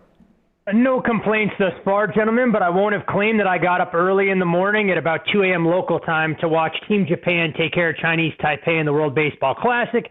I'll leave the handicapping of that endeavor to LT himself. I mean, Team USA to Team Japan. I mean, who is the favorite right now? Team USA, the short shot on the board, priced less than 2-1. Team Japan got a little bit of betting interest, but the team that's really caught some buzz has been the Dominican Republic. When you go through their lineup from top to bottom, it is a who's who of some of the best hitters in all of Major League Baseball, but the $100 million question always remains, can they get enough outs? That's been the team that has moved the most in the futures market from about 6-1 where they opened, now down in that 3.5-1 range. And I'm not sure this will surprise anybody, but Great Britain, Czechia, and Chinese Taipei, nor Brazil, have taken any respected money to win this biannual event. Hey, can I get a little play on Italy to make a run? Is Italy? I don't even know if Italy. Yeah, they're in the field. I had to go through and scroll all the way down to try and find them. Not to win it, just to play. To win they're a hot live dog. Yeah, just to Look, win some. I mean, here, this is must-see TV then. You have to circle on your calendar the game on Saturday where Italy takes on Brazil in pool play. Might give them the best opportunity, but I don't think Frank Catalanato was walking through that door anytime soon. Todd Fuhrman with us on the Alexander Shinara Trial Attorneys Hotline. Here in this state, a little more mainstream as Auburn pays a visit to Alabama Saturday. The Tide was a dog, of course, then at Neville Arena. Bama will be favored here. Where does Todd Fuhrman have this game when you look at it? What do you think the point spread would be for Alabama facing Auburn in Tuscaloosa tomorrow night? Tide, of course, had their long winning streak come to a screeching halt in Athens earlier this week, a 10-point loss, giving up nearly 100 points to the Georgia Bulldogs. But what should be a nice bounce-back spot, at least on paper, against their in-state rival from a point spread perspective. I'm right in the ballpark of Alabama -10. I would anticipate a total opening in the mid-170s for this particular spot, and we'll see a level of desperation. I think the game on paper, I know it's a rivalry and that sort of thing, means a hell of a lot more to Auburn, and their dwindling hopes of joining the field of 68. Alabama, on the flip side, would no doubt love to be able to put the proverbial nail in a Tiger coffin if given that opportunity. So I expect Alabama to open up right around double digits with a total in the mid-170s for the return clash for these two teams that have played a 96-92 thriller earlier this year on the plane. You cannot see us. I gave you my shocked face when you said 10. That was a much larger number than I thought you were going to say. Yeah, I threw out 7 earlier, Fuhrman. Yeah, at 7, I'd be comfortable laying it with Alabama. I know it's a team that's always a bit scary when you're looking to lay points, given some of their defensive shortcomings. But I know when we spoke a few weeks ago that I was probably a little bit higher on Alabama than the market. We saw the favorite flip in the game against Georgia, which didn't surprise me a ton. And you look at what Alabama's been able to accomplish. I know it hasn't exactly been a murderer's row since the calendar flipped to February, and they lost by 23 against Florida. But it is a team starting to figure things out a little bit more, asking to win by margin, especially against a team they already beat that's got a little bit of home court revenge working in their favor. 7 would be a buy point for me on Alabama. And if the number opens, of course, closer to 10, probably stay away territory. And if it was higher than that, might have to make a slight case for Auburn as a live dog. Florida has won 10 consecutive games since the loss to the Auburn Tigers back 6 weeks ago. Basically, it was January 24th, I think was the date on that game. One of those teams they did beat, the Kentucky Wildcats in Gainesville, the closest anybody's been. That's the only team that's been within single digits. They were a 12.5-point favorite in Gainesville over Kentucky. Now they go to Lexington to end the regular season. This number, I mean, obviously Florida's going to be favored. How high does it get, though? It's scary to try and make a case for a Kentucky team that really seems to be struggling down the stretch. You figured that Mark Pope would be able to get a little bit more out of this group. You look back, you mentioned that game against Florida where Kentucky did cover but came up 9 points short on the scoreboard. I mean, they're just 2-4 in their last 6 games over that stretch. I make Florida right around a 6.5 point favorite for this game in Rupp. You have to think that Kentucky is going to be fully entrenched, trying to do what they can to build a little bit of momentum going into the SEC Conference Tournament. But it has been an awfully scary proposition when you look at how this Florida team has played, that they just seem to find another gear in the second half with some of the adjustments that Todd Golden makes. And you go through this remarkable winning streak that they've been able to rattle off. You mentioned the game against Kentucky. It has been the only contest during that stretch decided by single digits, and they've scored 219 combined points in recent home victories against Arkansas and Mississippi State. For me to bet Kentucky here, guys, I would need a ridiculously inflated tag of 9 or better.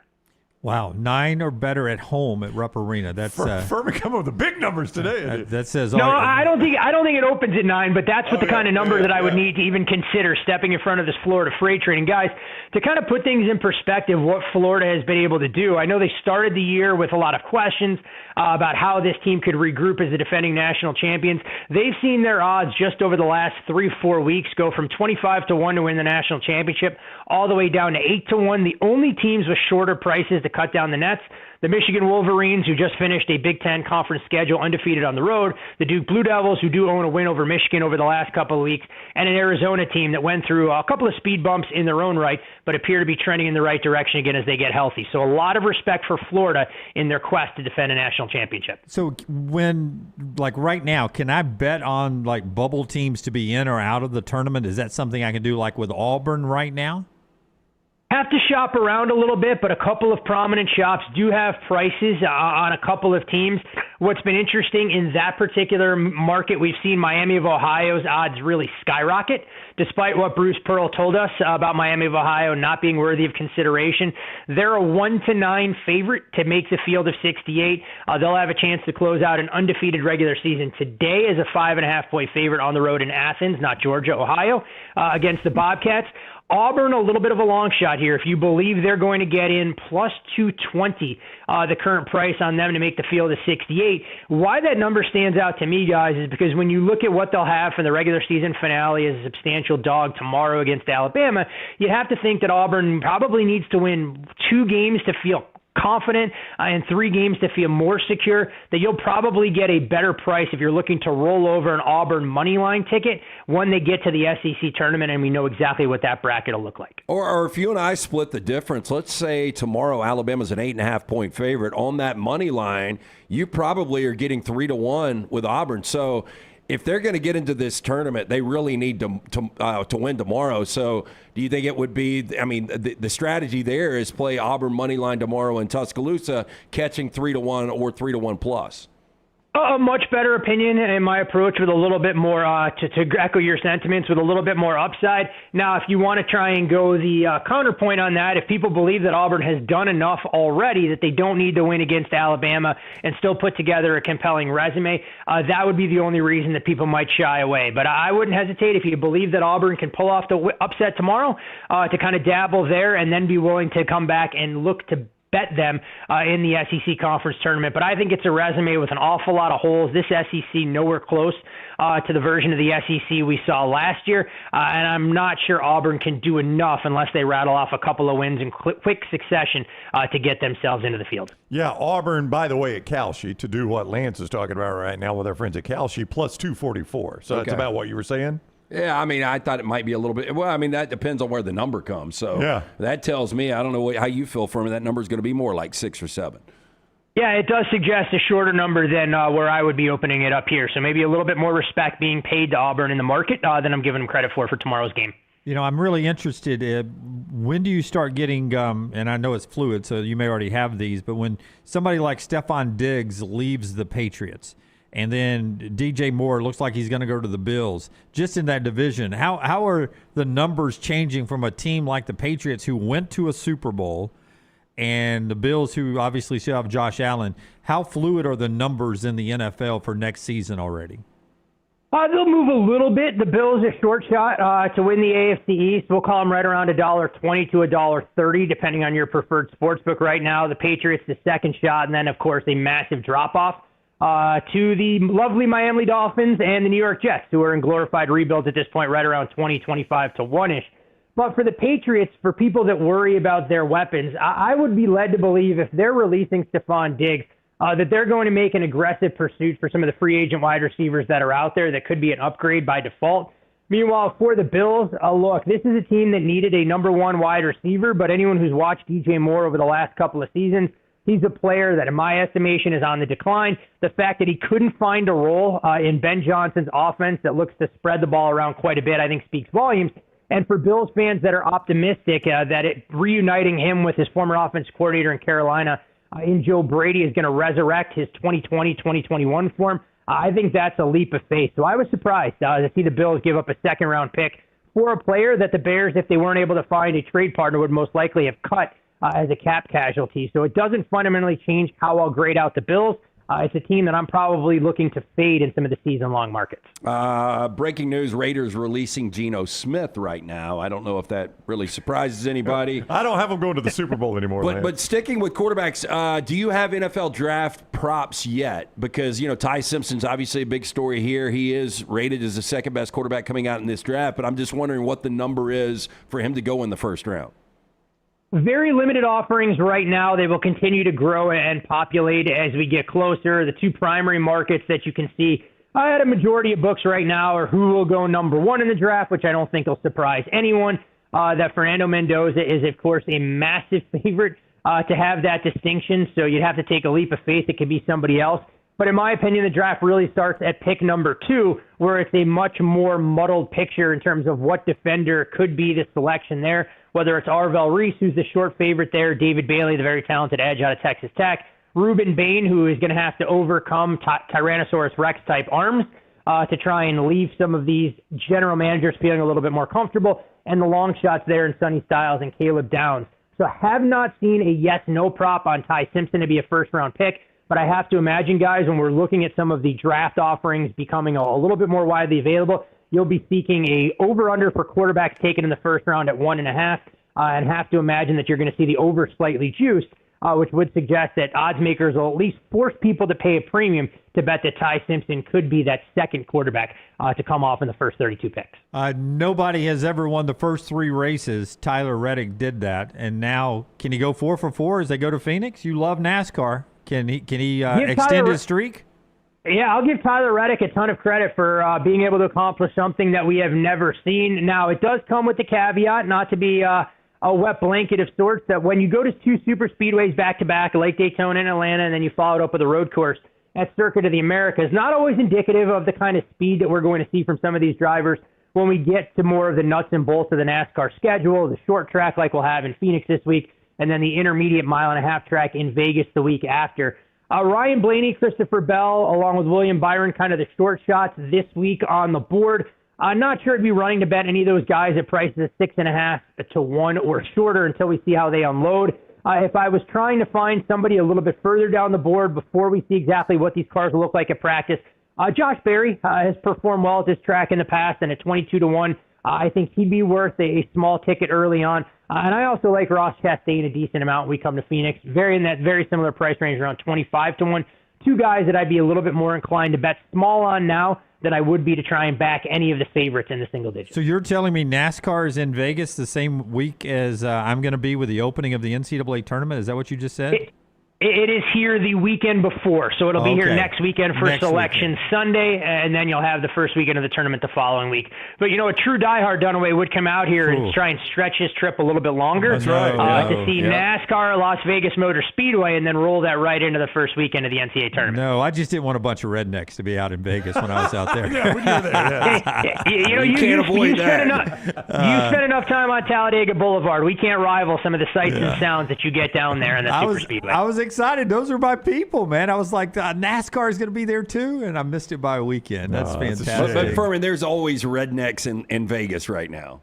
Oh, look, there's rednecks everywhere. You have gambling in any capacity, but the bottom line is we probably can't hold any semblance of a torch to what you get down there in Tunica and some of the spots throughout Mississippi. So Vegas has a slightly separate distinction, but at the same time, we roll out the red carpet for everybody. And the bottom line is, redneck or otherwise, your money spends the same in a Las Vegas casino. Yeah.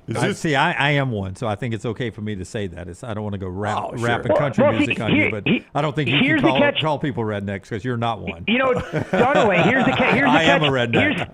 Here's the catch-22 for you. I mean, you could have potentially been out here for the NASCAR race on Sunday and then Auburn in one of the play-in games on a Tuesday night in Dayton. So, I mean, that would have been a perfect 72-hour window for you. Ooh, I mean, I'm there midday Wednesday, and I get back late night Monday into Tuesday morning. That's a long time for somebody my age in Las Vegas. We'll make sure that you're tucking yourself into bed as soon as the final games on Thursday, Friday, and Saturday of the NCAA tournament come to an end. We don't need you wandering Las Vegas Boulevard at 2:00 in the morning. I will keep you. I'll keep you posted to see if I can match my 2-30 run that I did a couple of years ago. That is a once-in-a-lifetime experience, one that I'm not sure you're going to be able to rival anytime in the near future. I've already told my guys I'm using the same formula I used back then. I'm using it again. Because for his buddies, that was a 30-2 run. That's exactly right. That's exactly right. Hey, Fuhrman, I'm a 48-hour guy now in Vegas when I go. I can't do more than 48 hours. But we saw that Metallica is going to be at the Sphere. What do you think those tickets will be? If you believe some of the internet speculation for some of their debut shows, we all should be going through our couch cushions to start saving now. They were throwing around numbers upwards of 2,500 to 3,000 a show early on. I don't think that is going to be sustainable for the duration of their residency. So like we've seen from some of the other iconic bands that have performed at that particular venue, kind of wait it out. Inevitably, they'll say it's a limited engagement, and suddenly they'll end up adding shows where you'll be able to spend a little bit less. But if the Backstreet Boys for the first couple of weeks can command price tags of $700 or $800, I have to imagine Metallica asking for 3X isn't going to be so far from the truth when you look at the secondary market. Yeah, $395, and I was in nosebleeds to see the Eagles. I can't imagine what Metallica will be. It is a tough ticket to get, and honestly, guys, I haven't even started poking around to see what Kenny Chesney's tickets will go for when he comes back to perform a couple of shows out here as well. I know the first time around for him, you could have found tickets for around $600-700 a pop. For Kenny Chesney? Oh, I would have loved $700? to have been there for that. Yeah. Seriously? $700 for Kenny Chesney? Oh, would have loved it. Would have loved it. Looked at it this year. Looked at it this summer. That's a lot of money for Chesney. Yep. I mean, you could have seen him on the beach at the Floribama for free. Yeah, but that was a long time ago. That's true. Yeah, he's not doing that this summer. But wasn't he bigger back then? I guess not. Not if he's charging $700 at the Sphere. He wasn't. That's pretty hefty. Ability and visual effects, gentlemen. Apparently, that's what Las Vegas is known for at this point. Yeah. All right, he is Todd Fuhrman, at Todd Fuhrman on social media. You can also see him on CBS Sports. Fuhrman, enjoy the games this weekend. We'll see you next Friday.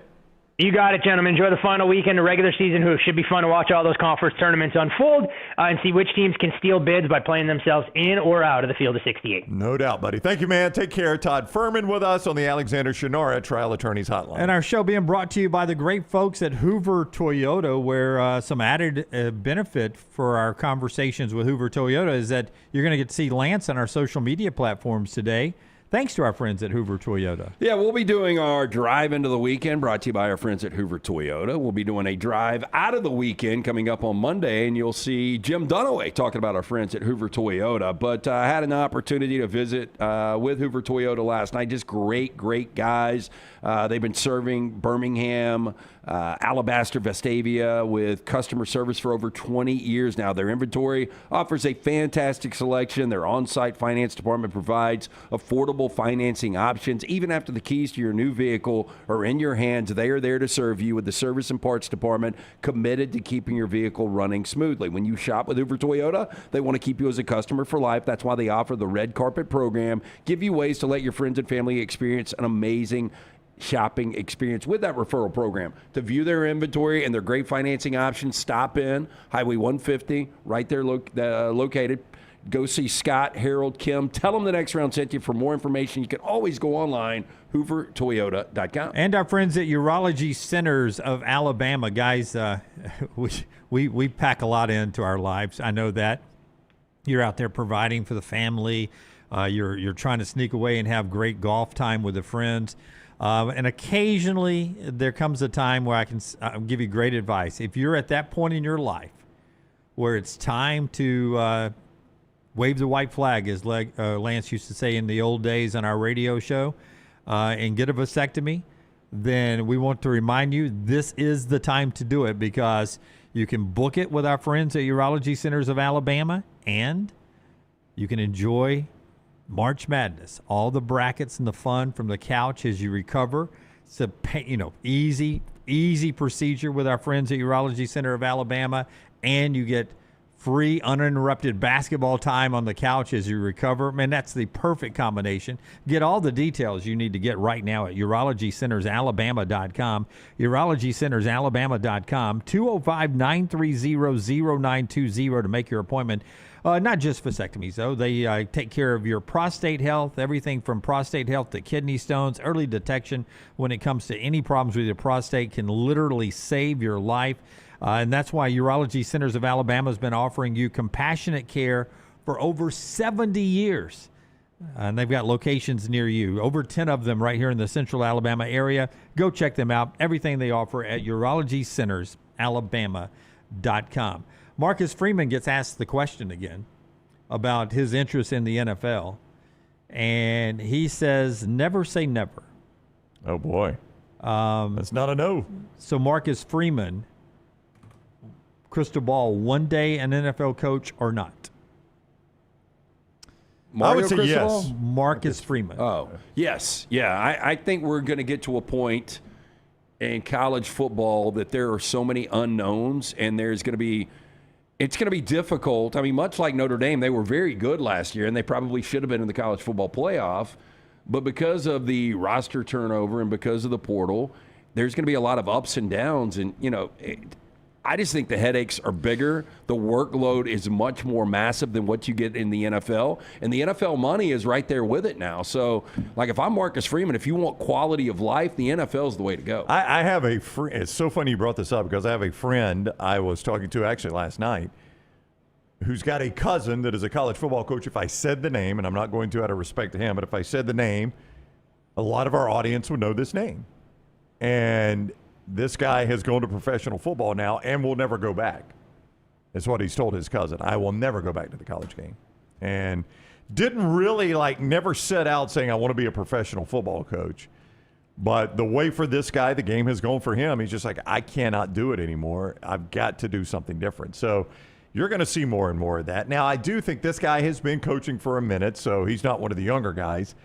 I think as younger guys come up through college football, this is all they're going to know. I mean, it may wear them out, but they don't know the old college football. So maybe some of the move to the NFL will slow down. But, Lance, I think anybody that's done this for any amount of time in college football, the appeal of the NFL is going to grow because of the way the college game has changed so much. 10 years ago, Kirby Smart never would have listened to the Atlanta Falcons. But if they would have reached out in the offseason before they hired Kevin Stefanski, would you be surprised if Kirby would have listened? Not right now, Yeah. no. I mean, when you can make $10 million as an NFL coach and you get an off season and you don't have to deal with the freaking headaches. And that's what my buddy was telling me. He's his cousin told him, he said, when the season's over, we get an off season. I still have to do meetings, but I can do them on Zoom. We have to do some draft assistance, but we can do that from home. He's like, I'm home. When I was in college football, I was never home. He said we were on the road recruiting all the time. We were not just recruiting. We were having to recruit portal, recruit high school. He goes, it was a complete headache. And he said, I legitimately have an off season now. Oh, yeah. I was talking to one of the on-staff guys at Alabama, and he's got a friend that coaches on the Ram staff, and he was talking about McVay make sure, and this guy lives, his family's out of state. They're in Washington still. And he said McVay makes sure on certain weekends that he's able to be back in Washington State on a Friday.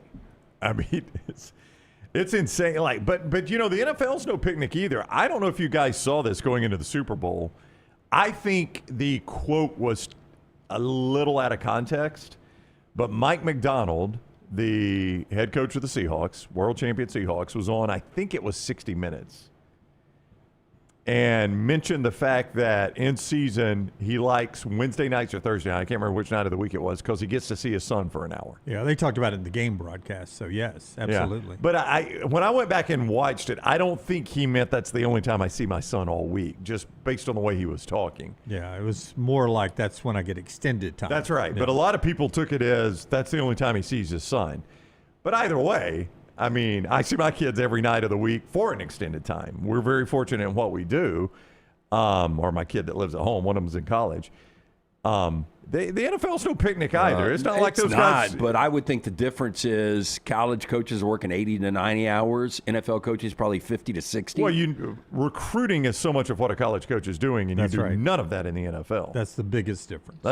And you know your roster's controlled. That's and you've got a players association. That's and you've got there's so many differences. Yeah. We'll talk some coaching coming up a little bit later on in the final hour of the show. 4 Downs is coming up on the other side. Gutter Cap brings you part of the show. As you head into the weekend, start thinking about ways maybe you can make your home better. Gutter Cap is an easy solution that you'll thank us for telling you about. Yeah, cap it, don't snap it. As the weather warms up after a long work week, the one thing you don't want to do is get on the roof and clean the gutters out. You want to be out doing outdoor activities with the family. You don't want to deal with a dirty, dangerous job. You slip, you fall, you snap the neck and die. No good to the wife or kids. Cap it, don't snap it. Call Chris Stewart today. Tell him the next round sent you. He's going to give you an absolutely free estimate. 205-823-2212 or guttercapbirmingham.com. And back for a limited time right now with our friends at Bojangles is that Bojangler. It is the Alaskan pollock fish fillet that is right there on that great bun. The deluxe comes with lettuce, pickle, tomato, cheese, and tartar sauce. Start your day getting up threes with that triple-double biscuit. Triple the protein, the sausage, the bacon, and the egg, double the cheese, all right there on one of those scratch-made Bojangle biscuits like any of their breakfast. You can try it with that brand new Bojangles iced coffee that is available now. And in any day the right way with that strawberry cobbler at your local Bojangles, where it is always bow time. I'm attorney Alexander Shinar, Alabama born, Alabama raised, and ready to fight for your rights. I have one of the largest firms in Alabama, and we are here to help you get the compensation you deserve. Call me, Alabama, 323-1000. Your representation is made that the quality of legal services being performed is greater than those of other lawyers. To everyone who craves a fresh meal made just for you, let our team member Jacob share what's special about Culver's. In Wisconsin, our food comes from the heart, and taking the time to handcraft your meal with care is how we've always done it at Culver's. It's why your Butterburger doesn't touch the grill until after you order. Come to Culver's and let us serve you a Butterburger made special just for you. From Wisconsin with love, welcome to Delicious.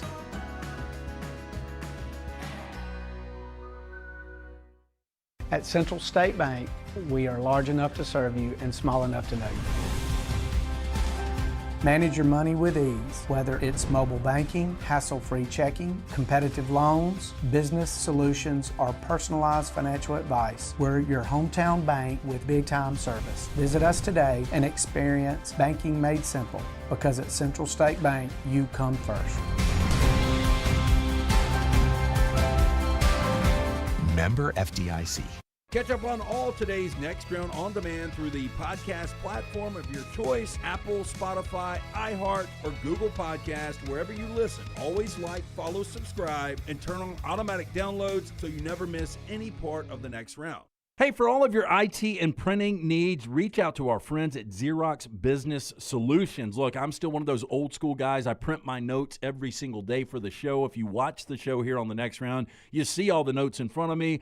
From day one, Xerox Business Solutions, they've been with us here at the Next Round. Local for over 45 years. For all of your IT and printing needs, visit XeroxBusinessSolutions.com or call 205-969-3000. That's 205-969-3000. Hey, let me tell you about our friends at Urology Centers of Alabama. Compassionate and comprehensive urological care with 35 physicians, 17 locations across Alabama. Their patient-centered approach to all of your urological needs. Remember, they've got that new men's health center. It is beautiful, helping men with a wide range of sensitive male issues in a comfortable environment. You can always go online, visit urologycentersalabama.com, schedule an appointment with one of their many urologists today.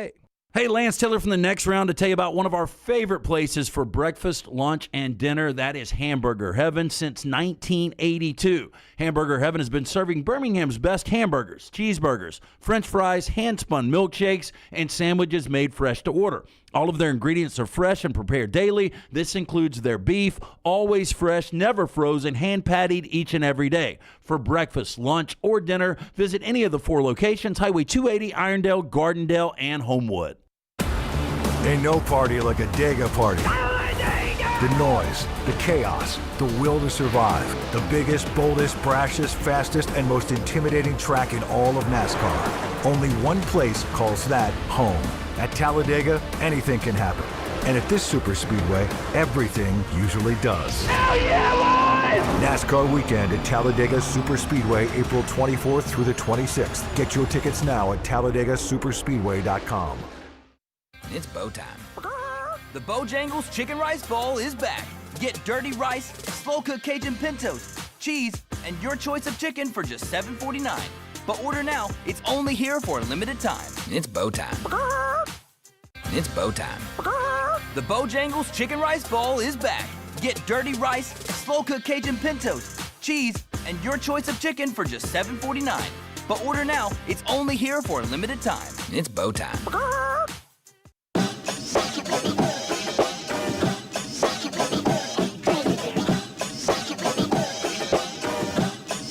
Since everyone's making fun of me about my Italy conversation, I didn't know they were in it.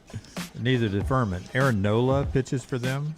It's not like they're just people who are roaming the streets of the Vatican City in Rome over there. They're Major League Baseball players that have Italian descent. But, like the Dominican, you've got, Vlad Guerrero and Fernando Tatis and Manny Machado, and you look at the American team, and it's just absolutely loaded. So I think when you look at Italy, it probably doesn't fly off. Yeah, I wasn't saying to win it. I was just saying to win a game or two to make a run. Could you bet on them? So I understand the jokes on me for bringing up Italy, but after they play a couple of games here in pool play, let's see where they are. So it's the U.S., Japan, and the DR, right? That's the three powers in this. Yes. U.S., Japan. He said, that's kind of close. That's what we talked about yesterday. He said the Dominican is starting to get some money behind them. So it's probably going to be one of those three to win it. I know what you're saying to make a run. I mean, you got to try to find some underdog somewhere. Yeah, and it's closer in the World Baseball Classic than it is in Major League Baseball.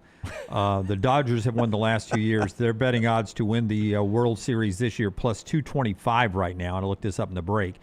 The Yankees are the closest team. You tell me if there's a gap. Plus 225. The Yankees are next closest at plus 1,000. Is there a gap?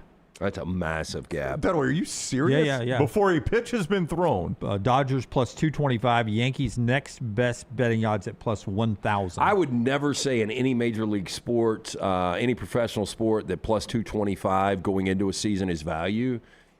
But it might be value. I mean, because the Dodgers, in winning back-to-back World Series championships, they battled injuries. They've had a ton of injuries. Only 4 times this century has the betting favorite gone on to win the World Series.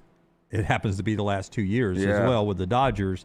Toronto, Seattle, plus 1,300.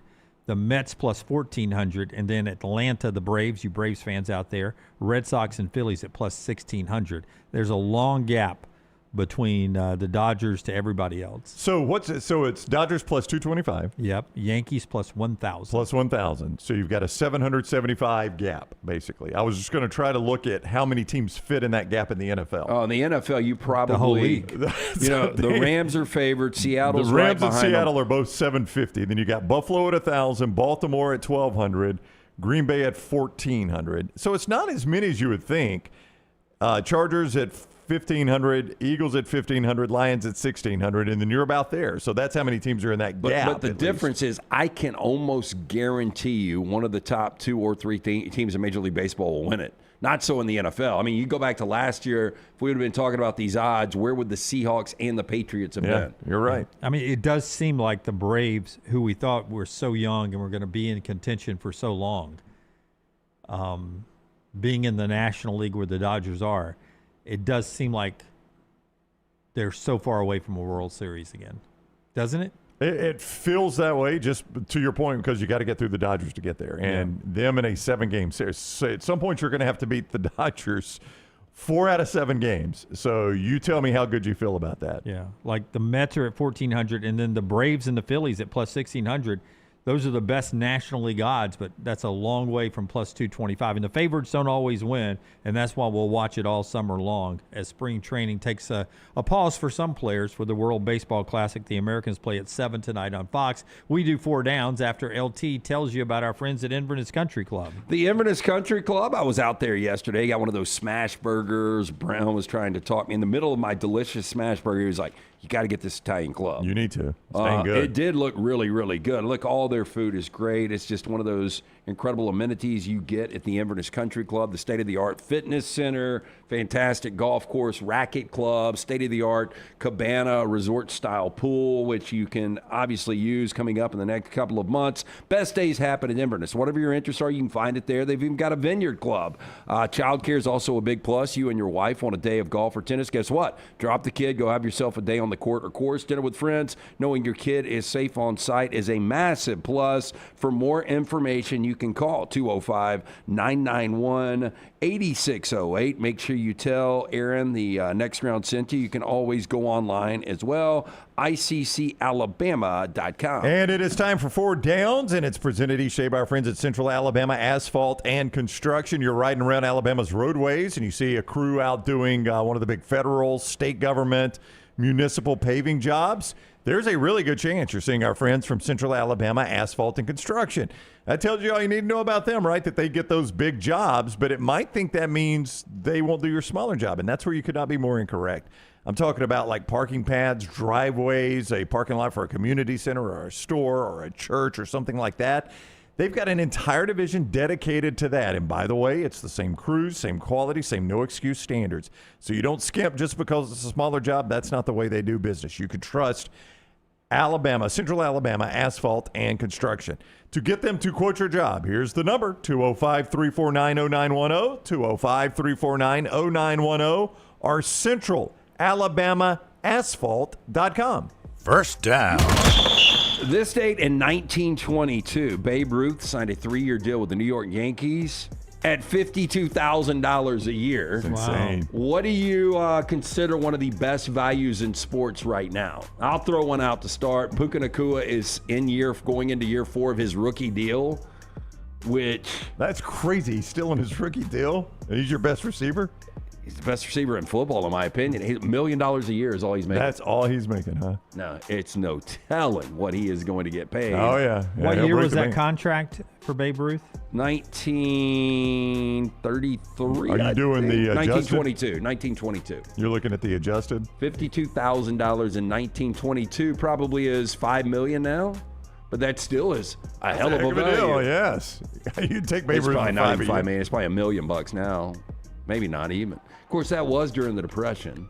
That's a good point. Boy, how are you paying that kind of money during the Depression? Yeah, I mean, that was a big deal. They still had a lot of people showing up at those games. I guess so. Had to do something, right? Brock Purdy a couple of years ago was that was what I was going to say, but he's done the new contract since then, so you can't use that one. I bet Trinidad Chambliss was a good value last year. He was last year. What do you think they paid him? $250,000? I mean, the dude was at Ferris State. He was coming to Ole Miss to back up. I think Trinidad Chambliss probably thought, I'm going to go somewhere where I hear there are beautiful women. Yeah. I don't have to live in a Michigan weather anymore. I get good southern weather. It's a great campus. You're probably, $50,000 probably. He was like, holy hell. mean, he's like, what am I ever going to make at Ferris State? And I can go be on the sidelines of a team that, heck, maybe they contend for a bowl game or the college football playoff. I mean, I bet they weren't paying him anything hardly. Now, this year, it's going to be a different story, my friend. Yeah, ended up being just about $3 million. That's all they were paying him, adjusted, $3 million. That's a different world back then. Back before television, before the Yes Network and the television contracts. Yeah, Trinidad Chambliss last year was a really good one. Brock Purdy on his original deal was a good one, but he's renegotiated since then. And they had you. And now it's not a good deal. Yeah, I know. They had you back then, man. I was looking, and when he signed that $52,000 contract, he had it for 3 years, and then they signed a $70-something thousand contract for 5 years, with no increases along the way. Boy, I bet he was living large though back then. Then he signed an 8-year contract, and then it went down every year after that. Yeah. So even they got Babe Ruth on the cheap after he hit a peak there. As he went 29, 30, 31, 32, 33, it was a smaller contract for Babe Ruth. The owners had all the leverage. Yeah. Couldn't go anywhere. The players had no leverage back then. But without free agency, to your point, I mean, that was well before free agency. Yeah. So you were stuck. 1930 Babe Ruth, you're like, sorry, we're going to cut your pay a little bit. Yeah, your only leverage was, well, I'm going to quit. And they're like, okay, how you going to go make money? But it's interesting. I wonder how many millionaires there were in the United States back in the early 20s. Yeah, not a ton. I bet there were less millionaires in the 20s than there are billionaires in the United States today. I keep giving stuff that is no longer a good contractual value, but I'll tell you something that that fit in this conversation up to a couple of years ago was the SEC on CBS. There were approximately 20,000 millionaires in the United States in the 20s. Wait, how many? 20,000. Oh, okay. Then I'll pull that back. Yeah, more than I would have thought. Yeah, because I would think billionaires now, you probably have 1,000 in the United States. Millionaires, we've got 24 million. Oh, yeah. A ton of those. I mean, those are, That's like a crazy. cat, you'd hit a millionaire. It's 22,000 back then. Approximately 900 to over 1,100. Okay. For billionaires. But the SEC on CBS was still to this day one of the greatest media values in the history of television. And they gave it up. That's a good one. For worse games and paid triple for the worst games. Yeah, and I still will stick with this. I know they probably, I don't even know what they charge you now, but NFL Sunday Ticket is a great value in sports if you're an NFL fan. It's gotten increasingly more expensive. It is still a good value, but when I first jumped on Sunday Ticket, I mean, I think it was only like $220 for the whole season or something like that. Even if they charged $100 a weekend, if they went up to $2,000, I still think it would be an incredible value. Yeah, I mean, now you're paying, I think I've done the math, you're paying 30 some odd a weekend for every NFL game. That's which incredible. I don't know how you can get that kind of entertainment for $30. I mean, to put that in perspective, what is the Bradley Cooper based on the true story, the comedian movie? That just came out this year. Oh, with Will Arnett? Yeah, Will Arnett. Is this thing on? Yeah. I thought about renting that this weekend. If I rent that, I have a choice to buy it for $25 or rent it for $20. I have no problem paying $20 to rent one of these movies, and I don't even know if it's going to be any good, but you're paying $30 a day for every one of those NFL game. games. It's crazy. Best value in sports, Coastal Carolina. Tickets for their football games are $20, and it comes with all-you-can-eat hot dogs, nachos, and popcorn, and soda. Yeah, well, we did the Big Mac landing at St. Louis Cardinals games this year. That was a deal. Which I think would be equally as bad to watch as Coastal Carolina football with $29 and all those concessions. Hey, Samuel makes a great point. You guys are looking past the obvious one. The next round, it is absolutely free. It is hard to beat this value, right? I don't know what we're giving you, but it's free. I mean, that was a given. We're not charging you anything. Second down. On this day, 1987, March 6th of 1987, the first Lethal Weapon was released with Mel Gibson and Danny Glover. What is your favorite on-screen duo? Oh, Paul Newman and Robert Redford. They were fantastic together in The Sting, Butch Cassidy and the Sundance Kid. Yeah, I thought they were very, very good together. I'll tell you, Leo and Brad Pitt really, really good in Once Upon a Time in Hollywood. I've said this before, 48 Hours, Nick Nolte and Eddie Murphy, their dynamic as Reggie Hammond and Jack Cates, absolutely incredible. The first 48 Hours was great. The second one, a little cheesy, but still entertaining if you like that dynamic. I thought that they were better together than Mel Gibson and Danny Glover. That's where I was going to go, Mel Gibson and Danny Glover. But I like both of those. I'll give you another one is Brad Pitt and George Clooney in Ocean's 11. That's a good duo. Fabulous together. Yeah. I thought you'd go Thelma and Louise. Nope. Not Thelma and Louise. Did you hate that movie? I've never I had to seen watch it. it for film class, and I already knew how it ended because, like, it's a famous ending. And I was so bored, and I just kept checking the time. It's like, come on, just drive off the cliff already. You got to see Brad Pitt in one of his first big roles. Yeah. Yeah, he was there. He was there too. Off the cliff already. Best on-screen duo for me: Jackie Chan and Chris Tucker. They're just a delight together in Rush Hour. I liked Rush Hour, but like once it got into 2, I was like, ah. I like Rush Hour 2. Rush Hour 3 is a bit much. That's where you draw the line? Okay. Third down. On this day, 1964, Cassius Clay changed his name to Muhammad Ali. What is the best name change ever? Whether it's, nickname of, sports mascot or just name in general. Ryan Coleman Williams. That's what I was going to go with. Ryan Coleman Williams, I hope. You hope? Yeah. You're buying the future I hope we look back. we've seen Marcel Darius to Marcel Darius, whichever way we went, was always surprising to me. That was only in the NFL, though. Is that like Maravich? Hey, easy boys. Chad Johnson to go to Ocho Cinco was ridiculous. What about Nicky Six? His birth name was Frankie Ferrara or something like that, and that sounded terrible. And Nicky Six works. Yeah. What about Kareem? Kareem Abdul-Jabbar, much better, by the way. LeBron James, more field goals now in NBA history than Kareem as of last night. But, yeah, I think Kareem's better than Lou Alcindor. How about before you tell me who I'm building up to? The Super Destroyer, Terry Boulder, Sterling Golden. Those are all wrestlers. It's all the same guy. Do you know who he eventually became? Hulk Hogan. That is Hulk Hogan. That's a pretty good name change, isn't it? Thunderlips if we go to Rocky 3. Yep. He became, he was Sterling Golden, Terry Boulder, and the Super Destroyer before becoming Hulk Hogan. Hulk Hogan is an all-time great name. None of those are any good. Yep. Keith in the chat says, round table to the next round. Oh, there you go. Hey, we're in all these answers. All right. Is Keith with both of those answers? No, that's a different guy. Okay. 4th down. Shaquille O'Neal, 54 years old today. Michelangelo. Daniel said Joey Freshwater. That is a good one. One of the best. That's one of the better ones. Michelangelo would have been 551. Better career. I'm sorry. I talked over your first one. Is Michelangelo and who? Shaq. Shaq Daddy? Shaquille O'Neal, 54. They haven't named any Ninja Turtles after Shaq. So that's a point. Sistine Chapel, right? Sistine Chapel that's literally his Mona Lisa. Yeah. I mean, Shaquille, though, we've never seen a big be able to do what he's done. And then he's such an entertaining guy. So this is such a random story that involves Michelangelo. But what was the name of the Italian restaurant right there in Rocky Ridge area of Vestavia? You guys remember it? Nope. It's a I know what you're talking about. It's a barbecue joint now. Yeah, I know what you're talking and about. They used I to, never went, though, but I know what you're talking about. My wife and I mean, this is a random visit. It was over by the high school, right? Yeah, it's not far from the high school. It's in the Rocky Ridge district right there. Leonardo's. And you know what? I am telling the wrong story. Yep. Petrocelli's? No. It is Leonardo's, but Leonardo da Vinci is who I was talking about, not Michelangelo. How'd you know I was telling the wrong story? I was just watching you go. I was like, he's gonna tie this to the Mona Lisa somehow. No. It had nothing to do with Mona Lisa, but it did have to do with Leonardo da Vinci. Do you go with a 551-year-old painter, or do you go with Shaquille O'Neal? The Sistine Chapel. You hear stories of people visiting it, and I know people who aren't religious at all, and they'll say they stood there in just pure awe. And I want to see it. Well, there's got to be something to create this. Yeah, hopefully I'm going to see this sooner than later. But when I saw Shaquille O'Neal in person, every time I see him in person, I'm still amazed.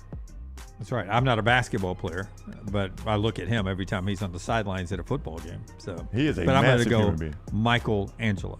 Yeah. I mean, the fact that he had to build a scaffolding system and lay on his back just to paint that. That's pretty impressive. That was dedication, man. Do you think he would think that we do quality work on our upset alert on Tuesday? Samuel has a great chat that just embodies this perfectly. Better career, George Washington or Carrot Top? I mean, what Carrot Top did with the props, man. He was a props guy, man. Carrot Top was. Are we shitting on Shaq? I mean, Michelangelo's pretty well known. I mean, Shaq's amazing. I'm with Dunaway. You look at the guy and you're like, that is the biggest human being. Okay, I've but ever if seen. I threw Michael Jordan out, would it change Still your answer? Michelangelo. Yeah, I mean, but it's closer. It's closer. I would go Michael Jordan at that point. Yeah, I would definitely go think Michael so. Jordan too. And that's 4 Downs today, brought to you by our friends at Central Alabama Asphalt and also by the great Alexander Shannara Trial Attorneys. Shannara.com. You know by now, Alexander Shannara Trial Attorneys handles personal injury cases. It's well known. But what you might not know is it goes much deeper than that for him. Bad drug and device claims, workers' compensation claims, storm damage claims, employment. I mean, the list goes on and on and on. Essentially, if you need legal help, is what I'm going to tell you here, Shannara.com is the first place you go. You don't pay a dime unless they win your case with Alexander Shannara Trial Attorneys. Shannara.com, Shannara.com. And also our friends at Michelson Laser Vision, where LT one day hopes to go see some of Michelangelo's work, and he can see it better thanks to Michael's son. Yeah. Hey, look, that's very That's a good transition, yes. I had the 2200 vision. I didn't even realize it. So when I ran into Herb's car, I know, Brown, you'll remember that. Herb does. Yeah. was not I decided happy. not to wear the contacts one day and ran straight into Herb's brand new red Lexus when I was driving an old Cadillac sedan DeVille. But now I've got the 2015 vision. I don't have to worry about these things. I see life in 4K. If you want to get to that point, if you wear the contacts, you wear the glasses, make the call that I made. Ask for Amy. Tell the Next Round sent you. 205-969-8100 for more information. MichelsonLaserVision.com. Brooks does a fabulous job with our social media at Next Round Live and puts out a ton of graphics, almost multiple ones every day. Yesterday, Brown wanted to bring up which one, Brownie, that you wanted to bring up today? Teams that have never been ranked AP top, number one in the Associated Press football poll. Now, this is funny. Brooks put this out, and some people, I don't know how they made this mistake. Brooks, they thought you were talking basketball, right?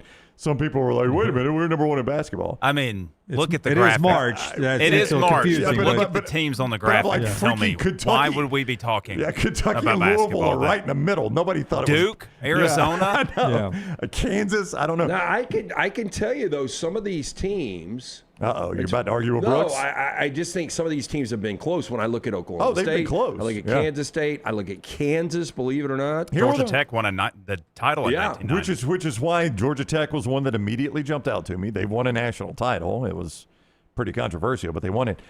I mean, in the entire Bill Snyder run, I was a little surprised Kansas State never reached number one. Explain to Georgia Tech. They won the national title. Were they the coaches poll winner? Is that why they're not number one in the AP poll? They won coaches, and Colorado won the AP. Got to give a little context to that. They were national champions, so they weren't number one.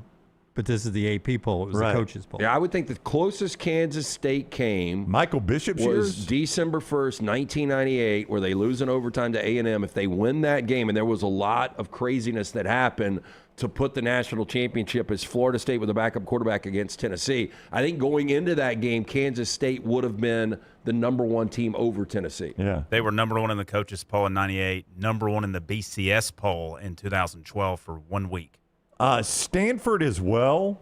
Now, I know the Harbaugh years were good, but never that good, though they were very good. But Stanford had a really good history before that, Brooks, and that one kind of surprised me, too, that you didn't dig way back in the 30s, right as the AP poll started, and find them. Yeah, Virginia Tech was really close in 99. We're number 2 in the AP behind eventually getting beat in the national championship. West Virginia was number 2 in the AP poll before getting upset in 2007 by Pittsburgh, had a chance to go to the national championship. So a few of these have been very close. The lowest high, I guess if that makes sense, the highest ranked that Wake Forest has ever been was number 10. That's the closest they've ever been to being number 1. That is sad. How close you been to being number 1? Well, we were in the top 10, number 10. Yeah, really sad when you see UCF's logo very close to yours there, to your point. That's a good 13 Big 12 teams in this, by the way. Yeah. Whoa, there are 13 Big 12 teams that have never been number 1, huh? That's insane. At Next Round Live on all our social media platforms, where you can see Brooks's work there and Scott Forrester's work all the time. At Next Round Live, like, subscribe, follow there, and interact. We love when you comment on things like that, even if you're arguing with Brooks about Cincinnati. He loves to argue with you, or discuss, I should say, with you there. Our friends at One Man and a Toolbox changed the way our offices looked up here, and they did it with one easy phone call, Lance. Yep, home office and office here. That's what I'm trying to say. I have used One Man and a Toolbox. Again, I've used them for simple tasks like hanging TVs, ceiling fans. These guys at One Man and the Toolbox perform handyman services for homes and commercial properties in Birmingham, Tuscaloosa, Montgomery, surrounding areas. They do regular repairs, maintenance, also offer small project renovations and updates. They've got multiple technicians with different skill sets. They can tackle most any item in your home. Call for free estimates, 205-823-2111. That's 205-823-2111. When you call that number, whether it's Jessica, Jay, any of the fine folks here, tell them the Next Round sent you. You're going to get a $25 discount for the first hour of service. For more information, onemanandatoolbox.com. Take the Next Round anywhere you go with official Next Round gear. Buy yours today at nextround.store. I'm attorney Alexander Shinar, Alabama born, Alabama raised, and ready to fight for your rights. I have one of the largest firms in Alabama, and we are here to help you get the compensation you deserve. Call me, Alabama, 323-1000. Your representation is made that the quality of legal services being performed is greater than those of other lawyers. Sterling and the fine folks at Champy's Chicken on Highway 119 in Alabaster want to welcome you in for a great lunch or dinner starting at 11 a.m. every day. Chicken that's brined overnight and cooked to order, and the taste of the Delta with those Delta recipe tamales. Champy's is perfect for all your tailgating needs this football season. You can also choose Champy's for your next party, wedding, or birthday. Great food, great people. Champy's Chicken on Highway 119 in Alabaster, and everything online at champyschicken.com. At Central State Bank, we are large enough to serve you and small enough to know you. Manage your money with ease, whether it's mobile banking, hassle-free checking, competitive loans, business solutions, or personalized financial advice. We're your hometown bank with big-time service. Visit us today and experience banking made simple, because at Central State Bank, you come first. Member FDIC.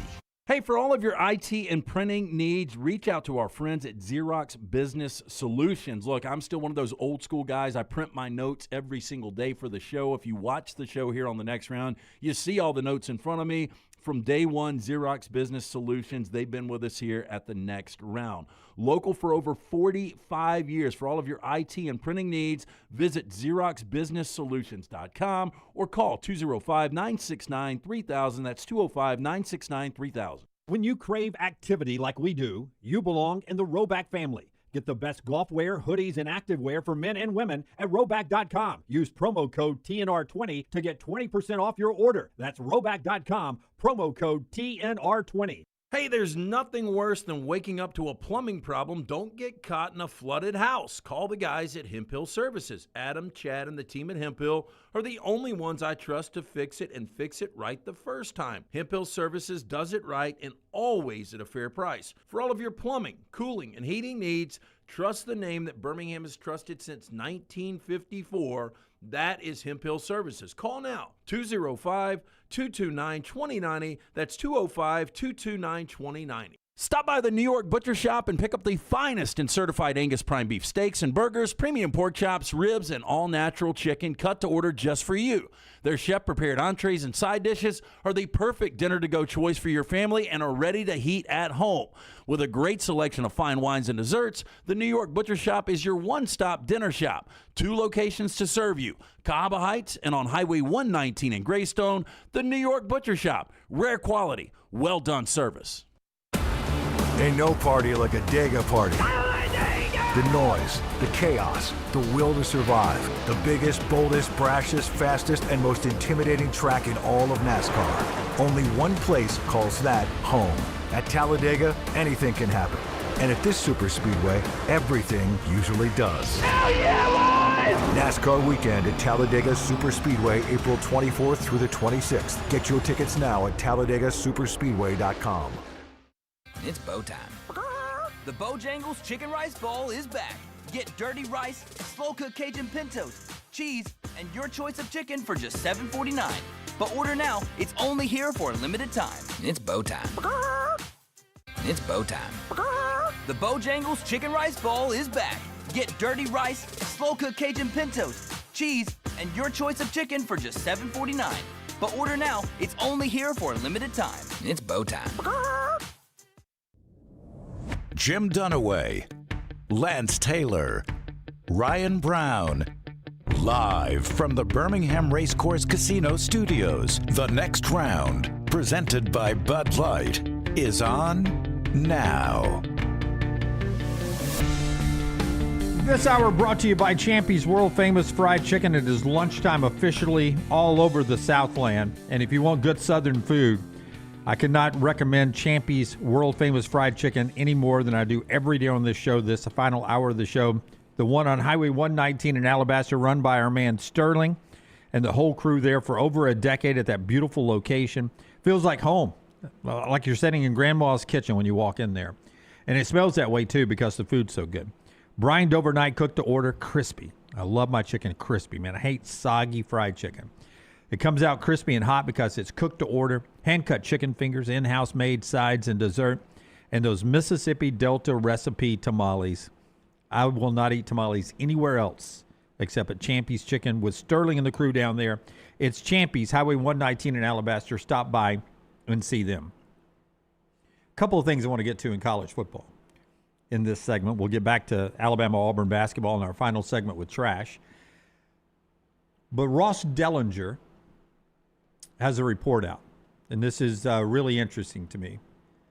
In order to the Power Four conferences are working on a 10-bowl consortium that would be Power Four versus Power Four only.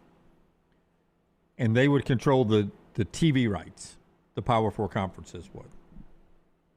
Okay. Does that interest you guys? So, well, I've got to ask questions, and you may or may not know the answers. These are bowls that are outside the playoffs, obviously. So these would be non-playoff teams. That's right. And it's 10 bowl games that just give me Power Four versus Power Four matchup.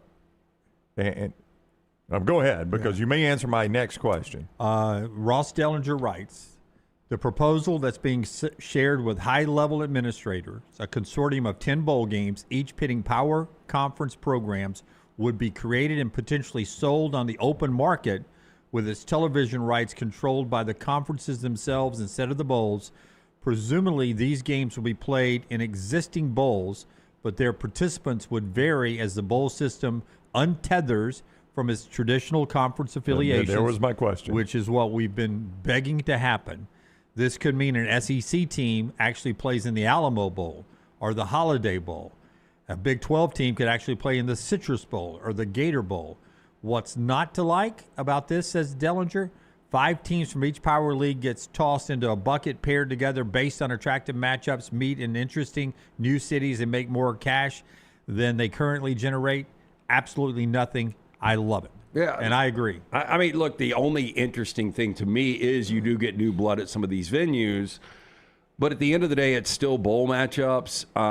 It doesn't necessarily excite me, and you don't know who's going to be playing in these games. Just because you get Power Four on Power Four doesn't mean you're going to get legitimate rosters. But here's what happens. Instead of it being the SEC gets 5 teams in the playoffs, and instead of it being the 7th place SEC team playing the 3rd place ACC or 2nd place ACC team. They're going to try to have the best matchup possible. They're going to be able to manipulate all 10 bowl games to give you the best matchup. And I would imagine they would factor in who's eager to be in the bowl games, playing each other. Who's got a roster left. The opt-out. Guys listen and tell me if you would agree with this. If this is going to ultimately generate more money and more buzz, then why would you not have a carrot at the end of this where, much like our era's championship. Yeah, I was about to bring this up. Let's have some kind of incentive from whoever the title sponsor of the bowl is. Hey, there's $2 million that this team's going to cut up to get these guys to not opt out of these games. I was to prevent opt-outs. There you go. They're selling on the open market these bowl games. Apple, Amazon, and Fox would be likely paying extra money for this, with some of that going to the participants. But I'll use this as an example. Let's assume Texas did not make the playoffs this year. I don't know what the number would have to be to make Arch Manning play in that bowl game. I don't think you could get there. Arch is a guy who I think would play just because because of the Manning family. That's what we do. We finish the drill. We do all this. But if it became a money decision, just assume that's not the case, and it became a money decision, and he's going to be maybe the number 1 overall pick. I don't know what the dollar. I don't think there is one. I don't know. I don't know if I agree with that. I think Arch Manning will play whatever bowl game they go to this year. Let's get rid of Arch Manning then. Yeah, so let me get a better discussion. Where you've got all pro quarterbacks, or we did back in the day, that would play in Pro Bowls. Well, it's just a different world. All right, let's go Trinidad Chambliss then. Let's say Ole Miss. Trinidad tears it up, but Pete can't get the defense right. They miss the playoffs. They're in the bowl game, and Trinidad's torn it up so much that he's going to be a top 10 pick. I just don't know what the money would have to be to get a top 10 pick quarterback. Well, you can get money, and you also have that insurance policy that's setting out there for you. It's going to have to be a hefty check because that NFL payday is pretty dang good. Lloyd's of London keeps their lights on somehow. Somebody's going to set precedent because give me a bowl sponsor right now. I don't know any sponsors, to be honest with you. Let's say that ReliaQuest. Okay, ReliaQuest. That's the old Outback, isn't it? I am spending a lot of money and I'm part of ReliaQuest, then I want Trinidad Chambliss to play in this bowl game. I'm not going to be surprised if we get to a point where they're like, okay, we're going to give you $500,000 to play in this one game to draw interest. And once you do that, though, you set that precedent, and people are going to want it moving forward. Yeah, I like the concept of this idea. To be honest with you, and now hear me out on this, I have always been the we don't have too many bowl games guy because I don't have to watch them. I don't understand people arguing for less football. With that said, I think you guys are with me. I've lost some interest in the bowl games. I don't watch as many as I used to. Do you guys watch? 100%. And part of it is because you end up with a team that's excited to be there in a full roster against a lackluster roster. You end up going back to the same cities over and over, the same bowl games. And you've got an expanded playoff, and those games are the meaningful games more so than but they are. But if I'm getting more intriguing matchups, there's always one or two every week during bowl season. I'm like, oh, okay, I want to sit down and watch this game. And I haven't seen those helmets together before. And that would be the thing. Seeing the matchups, I don't normally get to see. It's not always SEC versus Big Ten. That's right. You know, I don't have to watch Tennessee and Iowa play each other for again. the 80th time in Nashville. And it's seeing, for our purposes, the SEC play in places I don't normally get to see them, like the Alamo Bowl or the Holiday Bowl. And that may not sound exciting to some people, but I just don't normally see those teams there. God, those used to be great games. Oh, the Alamo Bowl used to be the most fun. Holiday Bowl was the Alamo Bowl before the Alamo Bowl. You're right. It was the old school Alamo Bowl. I mean, I guess that's why we're picking those two, because those used to be fun games to watch back. I don't know if we can do anything that's really ever going to generate the buzz that we had at one time. No, you're not. But listen, if you only got to, I know the Sun Belt and all those will fill up the other bowls, but if you told me it's SEC is in the playoffs, or you're in this bowl consortium, or you don't go to a bowl game, that makes it a lot more interesting to me. Go ahead. I got an idea. I've got another question. Just on the fly, man. Right. I love spitballing. How about we have one standalone, and we get rid of our, whether it's 23 plus 1 or 11 plus 1, and our what we deem our Group 5 champion, they play an assembled all-star team. Seriously, for $5 million, winner take all, and you go out and every guy that's not in a college football playoff, you put together the best roster you possibly can. That game would be as interesting to me as any playoff game you've got. So it would be the all-star team against who? Against the Group 5 winner. Okay. So basically Tulane plays an all-star team of the teams that aren't in the playoffs? Yeah. God, it feels like the teams that aren't in the playoffs would destroy You would Tulane. think, but I mean, it's putting Power it together Four last minute. That's not in the playoffs? Yeah. Against Tulane? Yeah. It's just an all-star team of that group. I would take the Power Four all-star. Yeah, I mean, the talent is much better, but we're still talking about a power Group 5 that has played together for the entire year. Now you've got money in there. That's a good point. Yeah, I'd be more excited of taking the Group 5, now Group 6 All-Stars, and that All-Star team is the 24th team that goes into the playoffs. I mean, we could do that. The best player for Jace Madison, the best player for Tulane. That's a better option than what we currently have. Yeah. And I'm just, to draw interest, I mean, but if you had a game like that and the winner takes all, whether it's $2, $3, $4, $5 million. So at that point, and you're the number 9 seed, would you rather play the Group of 6 All-Star team, or would you rather play the 23rd team in the AP ranking? I think I'd rather play the 23rd team in the AP ranking than I would the Group of 6 All-Star like team. how quick can you put this together? That's the thing. Like, I got a bunch of players that haven't played together. There's a reason you're gonna have about 10 days. Yeah, there's a reason the big time quarterbacks only want to throw at their pro day, right? Because they know the receivers. They don't want to throw to receivers they've never thrown to at the combine. Yeah, basketball, baseball, I think I can make that work. Football, I don't know. Yeah, it's too much timing involved. Yeah. And then what offense you're running. It's a wild hypothetical. This is not a hypothetical. but- It's being floated around. They want, if they can get approval, to start it in 2027. Would you have any interest, and I'm just asking this on the fly because I'm kind of like Lance, this just occurred to me and I really haven't had time to process it. Would you have any interest in seeing if we expand the playoffs to, say, 16, and they start a little bit earlier, a team eliminated in the first round of the playoff going back into the bowl pool for later on? Nope. You would have no interest in that? I mean, can you imagine how flat that would be? Like, how flat are the bowls now? You guys just lost in overtime. Can you imagine Texas A&M this year? But it can't be any flatter Can you than the bowl. imagine Oklahoma, after blowing that lead to Alabama, they're going to suit up and go play in a meaningless bowl game? Nobody would. I don't think Venables would want to coach. They're meaningless right now. They can't be any more meaningless Yes, than the bowl they could. That would be even more meaningless. It would be. I can't believe you came up with a worse idea than meaningless bowl games. You came up with even more meaningless meaningless bowl games. Well, I mean, bowl games are exhibitions. I would rather, seriously, instead of playing the bowl game, take your You five. took a pot of poop, and you put more poop on top of it. You took poop and drizzled diarrhea on top of it. God, Dunaway. That was the worst idea ever. I would rather see. I ask your opinion. I wasn't campaigning for it. Of these bowl teams. Now you have his opinion. I do. Clear, too, Tyler. There is I mean, there's no mistake. Take your 8 to 10 best basketball players and let them play in a pickup game for cash. Before you watch that? I mean, you think Alabama and Auburn fans would rather watch their team play a meaningless bowl game, or, hey, let's get our best players out there and let's play a pickup game? Yeah. I mean, look, bowl games are bad.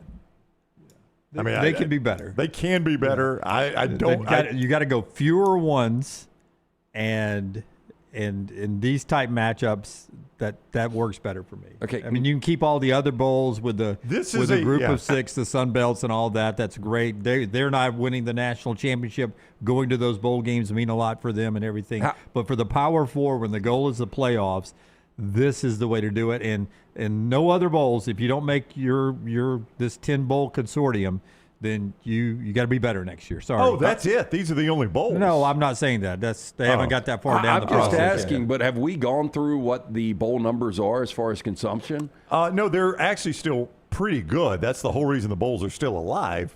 For one thing, it's a bit of a TV wasteland that time of year, middle of the week in December. And number two, we're putting the American baseball team in the World Baseball Classic versus Brazil in prime time on main Fox tonight, where this game will go 7 innings. It will not even go 9 innings.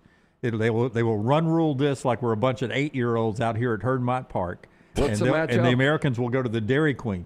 USA versus Brazil tonight at 7 o'clock they will Nintendo them. on main Fox. Yeah. That's how bad network over-the-air television programming is in prime time, that we're going to take the World Baseball Classic. And this is basically souped-up spring training is what this is. And we're going to put it in prime time. But it is Friday night TV. I mean, nobody But that's right. We play some of those bowl games on Friday and Tuesday nights. And there's a lot of teams that the biggest TV audience they played in front of all year is their bowl game. Absolutely. I mean, that happens every year. And a lot of that is gambling impacted. I mean, a lot of people gamble on the bowl games, so they watch them. But no, bowl game ratings are still good enough that the bowls exist. I mean, if the TV ratings ever die, the bowls will die. That's the only reason they live, is for the TV ratings. I apologize for calling you. There's no bad ideas. Jim, I was not arguing. I apologize. I was not arguing it was a good idea. I was just throwing the idea out to see how I was too harsh. went. Too harsh. It's quite all right. I can't see our chat room, but No, they agreed with you. They hated it too. Storm Restoration Roofing bringing you part of the show. I will run through some of these big college football assistants, and not intriguing, not Bobby Petrino for LT with Bill Belichick, but guys who can actually make their team playoff contenders this year after we tell you about a couple of great sponsors. One of them is Storm Restoration Roofing, Greg from Pell City. If a storm has left pooped on top of your house, wow, Greg can get up there and make sure it is all back to where you need it to be. For a lot of people, it is the biggest investment in your life, your home. And for some of you, it's your forever home. And Greg wants to take care of the most important part of a home. If you don't have a roof, you got a convertible, and that's not a good home. StormRestorationRoofing.com, StormRestorationRoofing.com, 205-542-3531. Just real quickly, I've told you about it all week.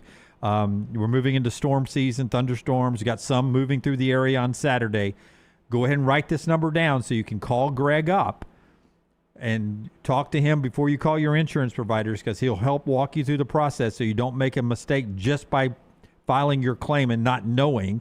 205-542-3531. Severe line of storms coming through all of our viewing and listening area here in central Alabama on Saturday, around 6 o'clock, I think. But check your local meteorologist.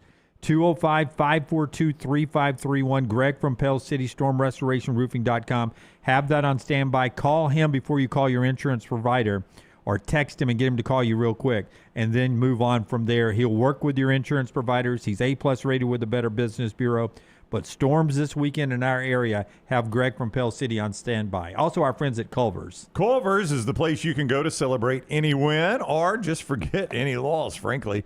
Welcome to Delicious when you go to Culver's. That is the place where you get that juicy butter burger. It is terrific every single time.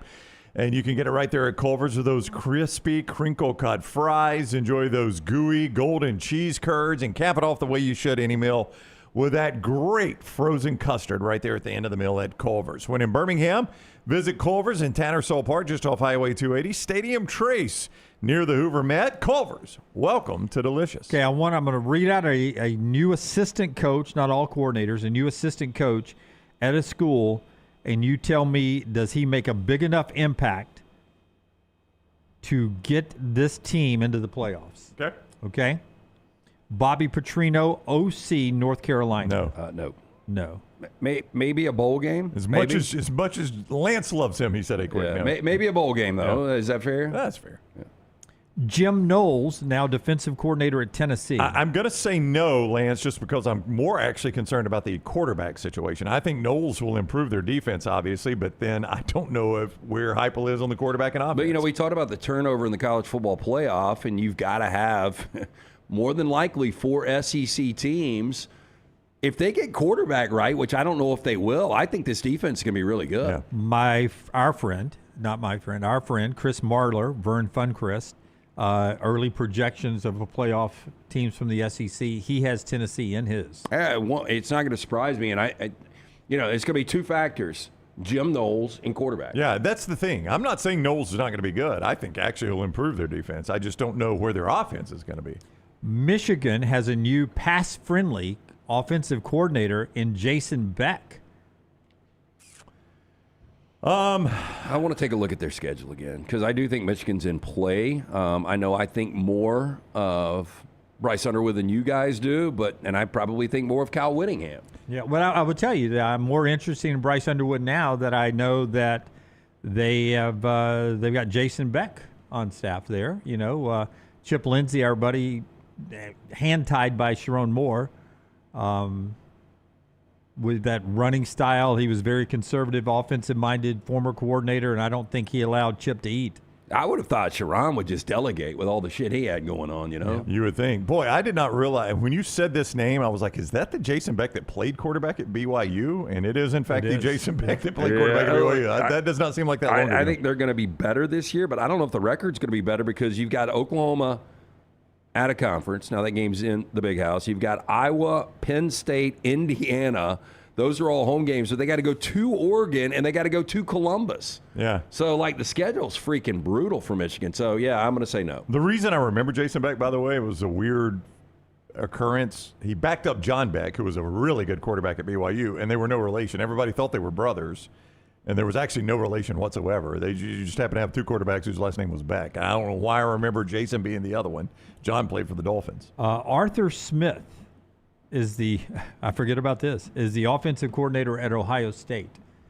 Do you worry about him getting Julian Sayin to the playoffs? I think Arthur Smith, Lance, in the NFL, you're only as good a coordinator as your quarterback is, right? Now, you can make a good quarterback better, but if you don't have a good quarterback, I want to say when Arthur Smith has had good quarterbacks, he's been a good coordinator. I just don't know how often he's had good quarterbacks in the NFL.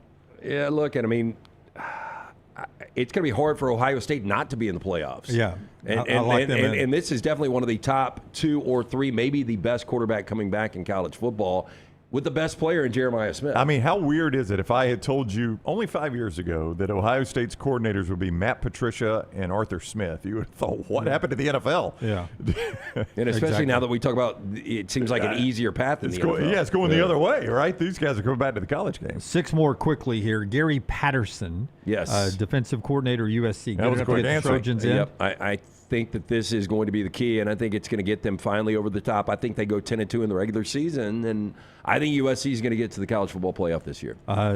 Leaving that job to go to Penn State, D'Anton Lynn, he's now the defensive coordinator at Penn State. Hadn't been talked about enough. That's a really good defensive coordinator. It really hasn't. I feel like we have not mentioned that a lot. I'm going to say no on that one. I'm not quite buying Matt Campbell's just going to take the Iowa State success, which is more success than they've ever had, and it's just going to transition to Penn State. Yeah, I agree. In the roster, I think they're pretty close, USC and Penn State's, but I've got more confidence in USC this year. I do think USC's got a better roster because remember how many Iowa State players that Campbell took with him? It was like 23, wasn't it? That's not a bad thing. Some of them left. Yeah. Some went to Virginia Tech. Some moved on other places or left. But 2 years ago, they were a 10-win team, and they played for the Big 12 championship. Yeah, but difference there is quarterback to me. USC and Penn State. Yeah. Maeva is better than Rocco Beck, but Beck's got a ton of experience. I think Penn State's going to be good, but I don't think it's enough. Charlie Weiss Jr., who all of a sudden people talk more about him as an offensive coordinator than Lane Kiffin. Like he's getting a lot of love now because of him at Ole Miss, what he did during the playoffs. Well, that's it. In the playoffs, when he was allowed to call plays, not that Lane should give up play calling. I think Lane Kiffin's one of the best play callers in football. I mean, this is the old. We used to talk about this with Gus Malzahn and Hugh Freeze. Kirby Smart and Nick Saban early on. Well, what I was going to say is, like when Hugh Freeze was talking about not calling plays, like, well, that's the whole reason we hired you.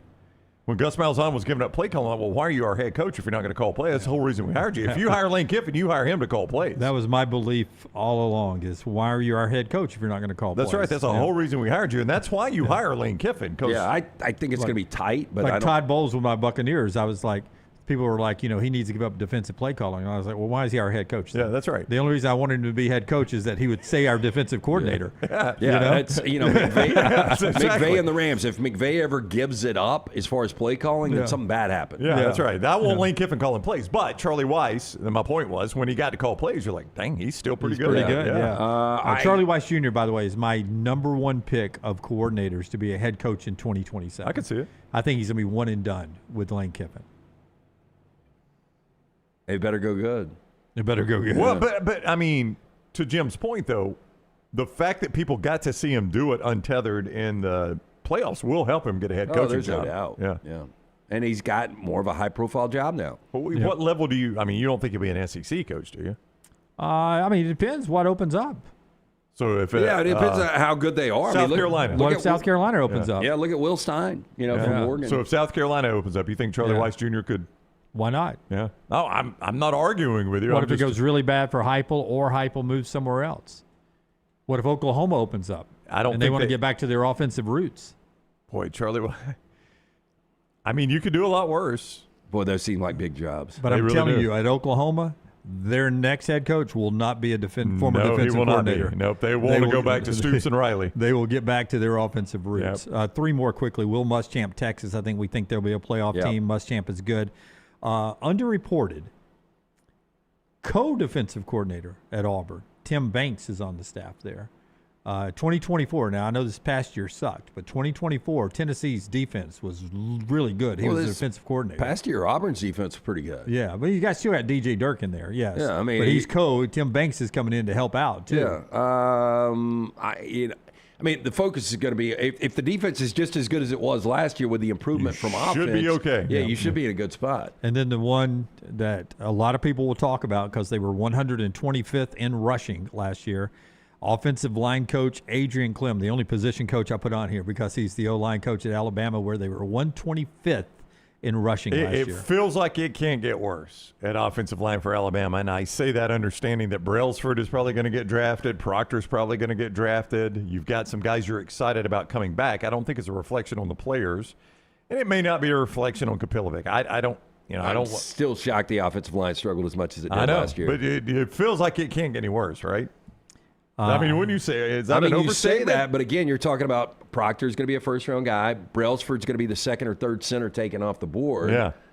So you're losing like really, really talented guys, but you did okay. There was no cohesion. They couldn't run block. You got your left tackle in the portal. They like Michael Carroll. I mean, there's a lot to like, piece-wise about that offensive line. And I can't wait to see number 13. Now that I know he's number 13, E.J. Crowell, 5-star freshman, running the football. Big 1-3. Big 1-3. I like that. All right, that's a little college football for you. We'll get back to Auburn, Alabama basketball trash in the next segment. And one story that, listen, you cannot criticize people for being good business-minded people, right? Supply and demand is the number one thing in business.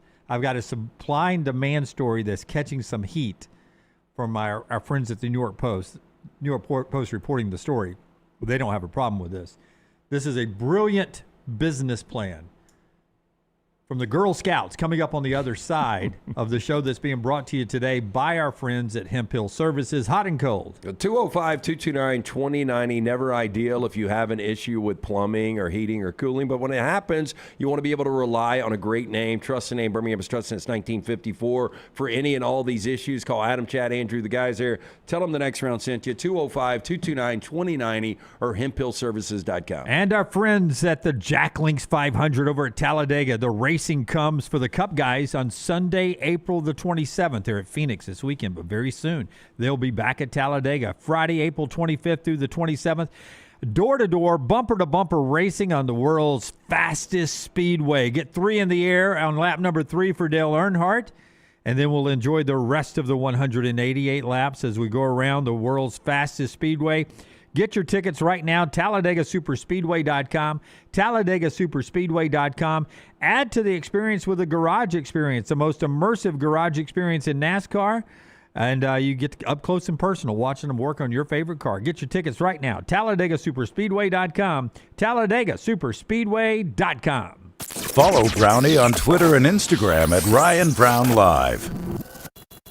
I'm attorney Alexander Shinar, Alabama born, Alabama raised, and ready to fight for your rights. I have one of the largest firms in Alabama, and we are here to help you get the compensation you deserve. Call me, Alabama, 323-1000. No representation is made that the quality of legal services to be performed is greater than those of other lawyers.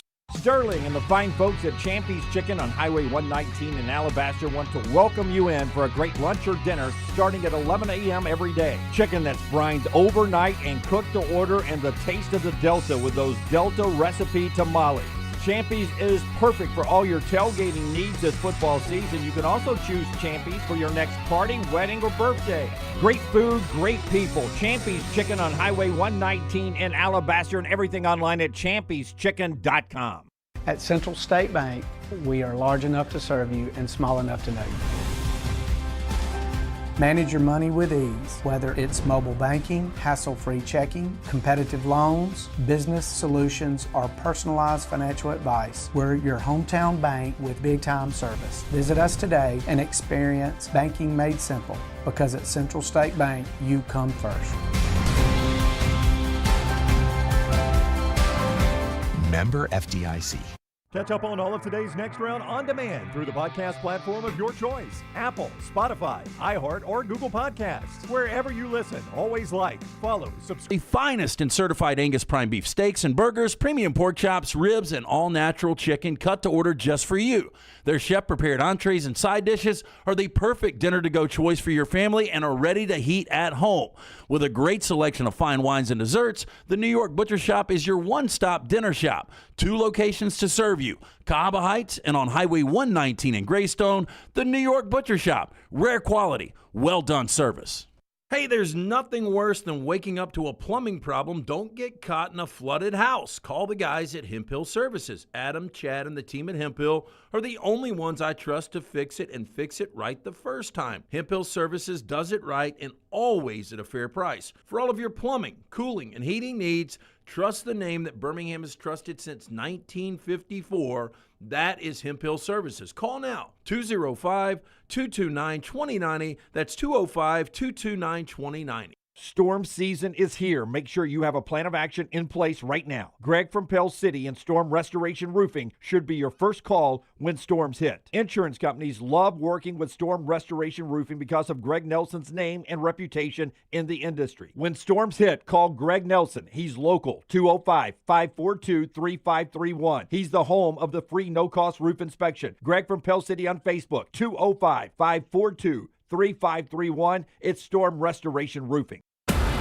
Ain't no party like a Dega party. The noise, the chaos, the will to survive. The biggest, boldest, brashest, fastest, and most intimidating track in all of NASCAR. Only one place calls that home. At Talladega, anything can happen. And at this super speedway, everything usually does. Hell yeah, boys! NASCAR weekend at Talladega Superspeedway, April 24th through the 26th. Get your tickets now at TalladegaSuperspeedway.com. It's bow time. The Bojangles Chicken Rice Bowl is back. Get dirty rice, slow-cooked Cajun pintos, cheese, and your choice of chicken for just $7.49. But order now. It's only here for a limited time. It's bow time. It's bow time. The Bojangles Chicken Rice Bowl is back. Get dirty rice, slow-cooked Cajun pintos, cheese, and your choice of chicken for just $7.49. But order now. It's only here for a limited time. It's bow time.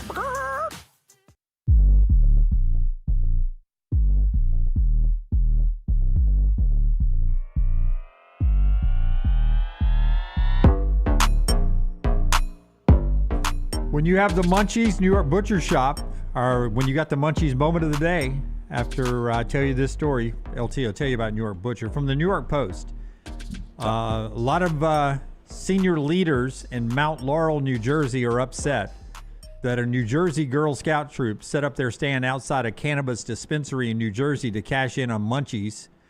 The enterprising troop teamed up with the Daylight Dispensary in Mount Laurel to sell the treats near the shop's exit after regional leaders rejected the idea last year. You use cannabis, you get the Munchies, says Daylight Dispensary owner Steve Cassidy. There's a connection between snacks and cannabis, and the fact that we don't have to pretend that doesn't exist anymore is really awesome. So the girls reached out. They want to sell as many Girl Scout cookies as they can, so they get the okay working with Daylight Dispensary. And they set up their stand right when you're walking out of the cannabis store. This is what I want with my young leaders of the world. This is innovation. Who is upset by this? Senior leaders. Somebody's always upset about something. Senior leaders. Senior leaders. We're That's gonna what it leave says on here. Steamy Mad senior leaders reportedly aren't sweet on the idea. So instead, you're going to sit up outside Walmart and get ignored. By the way, Walmart's got two entrances. I try not to go to Walmart, but they got two entrances. And if you see I hate to say this, but if you see the Girl Scouts set up on one side, I almost always go on the other one. Yep. I hate to say no to them. I mean, but this I don't is really a want their cookies. target-rich environment. 100%. I mean, this is what you want with our future business leaders. You don't want to open a business that's going to fail. I mean, you've got to know what your clientele is. And to me, it is guys that are actually, the thing is when you're leaving the dispensary, you're normally not stoned. You're picking up the product, but if you're planning ahead, you need to plan ahead and pick that up as well. New York Post fashion headline: their cookies are baked, and so are their clients. That's pretty good. That's That's your New York Post. New York Butcher moment of the day. And speaking of the New York Butcher, I will be in there later today picking up steaks for tonight. Planning ahead. So excited about the steaks that I get at the New York Butcher Shop. I went to, I mentioned to you guys, one of the most overrated restaurants last Saturday night. And I actually got a item that was awful, but my buddy got the filet. And I tried the filet, and the New York Butcher Shop, their steaks 10 times better. Look, the fresh meats, the specialty items, the in-house sides made fresh every single day. Get in, see Jim and that great staff of butchers. Fantastic selection of fine wines and desserts as well. Rare quality, well-done service. 2 locations, Cabo Heights, Highway 119 in Greystone. It's the New York Butcher Shop. Yeah, for me, the other night, Maggie and I went out to celebrate something in her life, and I was looking at the menu, and 2 of the specials were steak specials, and when he walked away, she's like, you're going to get one of the steaks. And I was like, I am not. I said, I'm with you guys. New York Butcher steaks, cooking them at home. Yeah, that's the way to go. Yeah, if it's not Oak House, I don't eat many steaks out. Oak House is one of them. There's 2 other locations, maybe 3 that I would get a steak, and that's it. But I would rather just do my own steak. Yeah. Do you? It's off menu at Oak House, but when you go, I got a little addition you can do off menu that Oliver will do for you. Is it the sweet potato thing? Well, you can do that, but no, I just add the barbecue shrimp. Their appetizer barbecue shrimp on top of the steak. Well, I don't love barbecue as much as you. Well, barbecue shrimp is it's not properly named. It's not a real heavy barbecue sauce taste. Right. It's more grilled spicy shrimp like they do in New Orleans. Okay. So if you don't like spicy.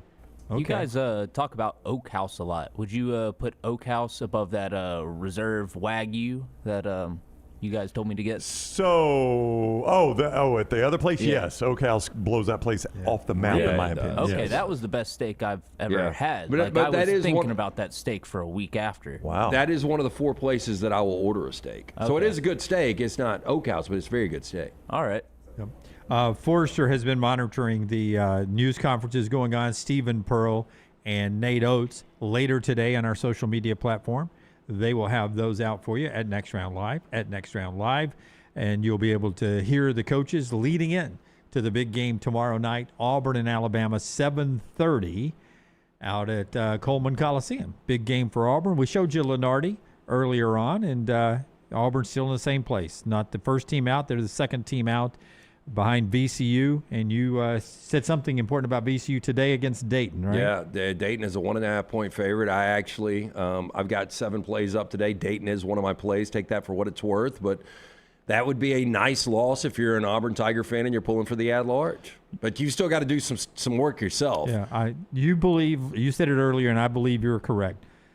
Auburn has to win tomorrow night in Tuscaloosa, and for me, one game in Nashville, because that gets you through a bad loss. Yep.